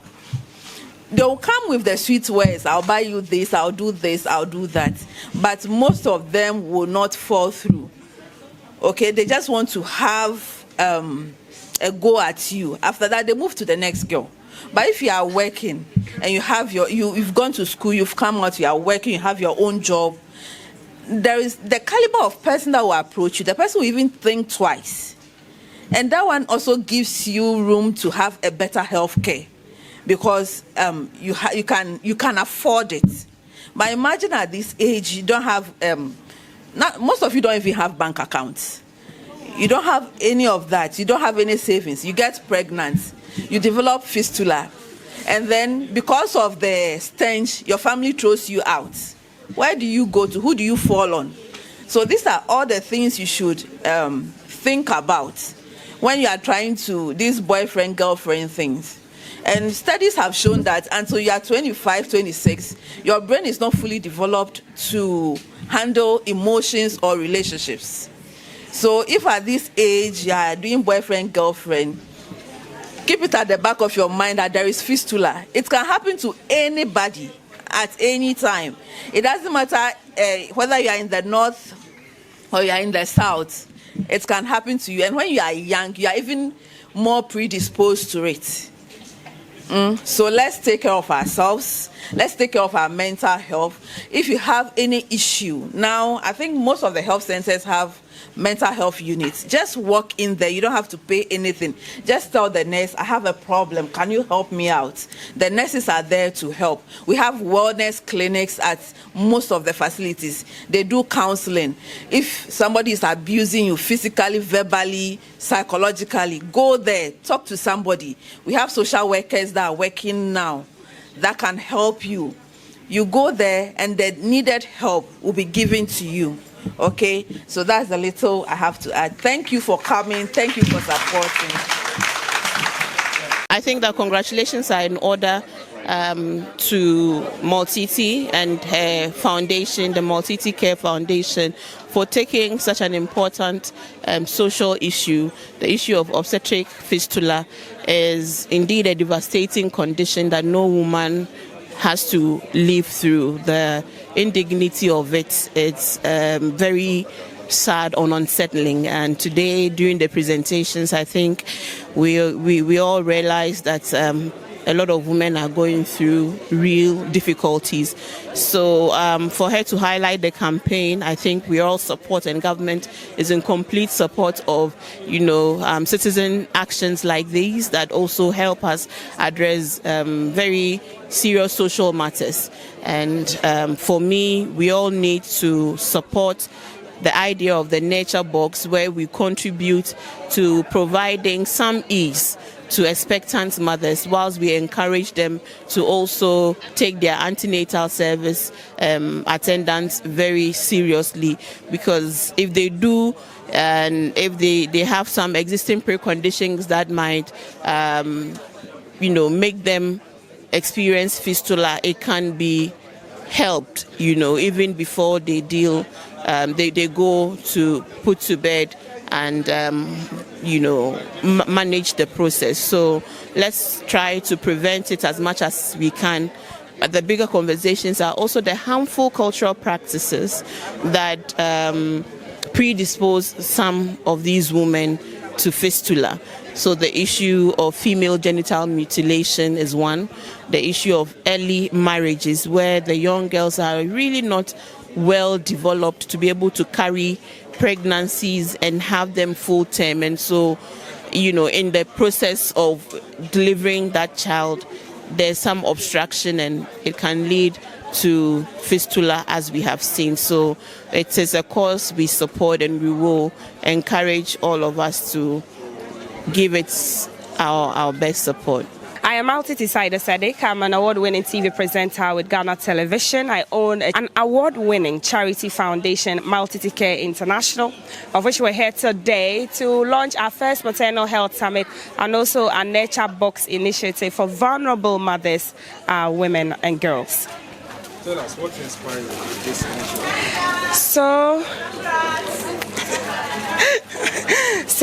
In 2019, when I, as a journalist, was embarking on doing some documentaries, I discovered obstetric fistula in the hinterlands of northern Ghana and the plight of the women, and I felt that I could use the media to amplify their voices. And then I thought about going a step further by creating a charity foundation inspired by the founding midwife of Maltiti Care International, Mama Rahi, who has dedicated her life to do so much work for the women with obstetric fistula and link them to surgeries, because the surgeries are expensive. So as and when there's a project, she tries to link them. So Maltiti Care International started trying to raise funds locally so that at least we can pay for the bus fare for these women and some petty items that they need for the surgery projects when the surgeries is free. Because look, these women, the journey could be even 40 cedis from Pandai or Buya, wherever, to the place the surgery is happening, but they cannot afford it. Their husbands will not give them the money. There's the fear of operation. What may happen? So advocacy, education, sensitization is what we've been teaching. And today at the summit, it is what most of our stakeholders talked about. The more advocacy is needed, more education is needed for the husbands, for the partners of these women who get pregnant, and for teenage girls who may not be mature enough to carry babies to not get pregnant, because we're seeing teenage pregnancies here and there, especially in rural and vulnerable communities where there's high poverty, high illiteracy, lack of advocacy and education. And that's why we started the initiative. The Nature Box, which is an essential package of goodies for a vulnerable woman. So, you know, when a woman puts to bed or she has a baby, sanitary items because of infections, so the Dettol, the soap, the Pampers or the diapers, the toiletries, we decided that, look, it sometimes is a huge burden on the woman. Most of our women that we target being rural farmers, poor women in the villages, in the communities, giving them a package like this will let them heave a sigh, huge sigh of relief, will reduce postpartum depression, will encourage them to go to the hospital, whether it's a CHIPS compound, a small community health clinic in their community, to get checked before the baby is, old enough to come out or is ready to come out. We'll check and know what's wrong. But when they do not have any funding, any money, and they are going to give birth and know the demand that comes with, some of them do not go to the hospital and they end up giving birth at home, and that's what causes obstetric fistula, because the birth may be breached, they may have the baby and the baby will die or they will die. And so it's a hydra-headed situation that we are hoping with partners to tackle and reduce. How can people support this initiative? You can reach Maltiti Care International on our website, www.maltiticare.com. Our social media handles are active as well on Facebook, on Instagram, on X, on TikTok as well. You can reach me personally at Maltiti Official on all my social media handles. A CD could save a mother and a child, a vulnerable mother and a child, could give them hope, inspire them to be able to have healthy babies, the babies who will be like you and me, the future presidents and ministers of this country, the future leaders of this country. What's a country without a good labor force? What's a country without healthy people? And so I entreat you to support this worthy cause. Reach us however you can support us. If it's a community you want us to come and do advocacy and sensitization to the women and the young girls, teenage pregnancy, maternal health issues, Maltiti Care International is available for you. I want to thank Hafiz TV. Thank you so much for being here and sacrificing and committing to come and tell these stories like Sadaka to Jaria for the women that we are trying to help and let more people hear about this. Look, it will surprise you, there are women in the cities who have fistula and they don't also even know how to reach people for the help, because as I said, the surgeries are expensive.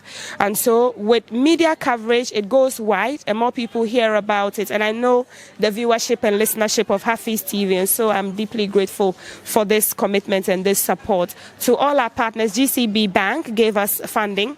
Our speakers, Shamima Muslim, the Honorable Deputy Presidential Spokesperson, the Minister of Health, Deputy Minister of Health Center Representative Dr. Grace Ayenso, I'm so grateful to her, Dr. Gandao, Dr. Kupwalo, the UGMC CEO, Dr. Tanko Ahmed.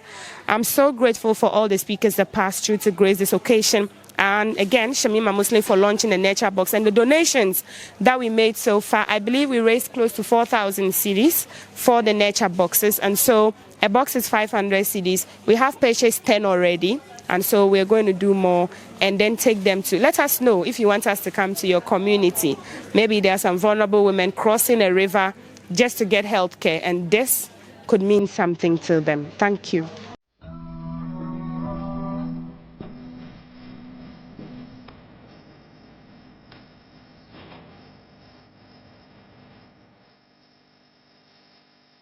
Have this TV, unique every day.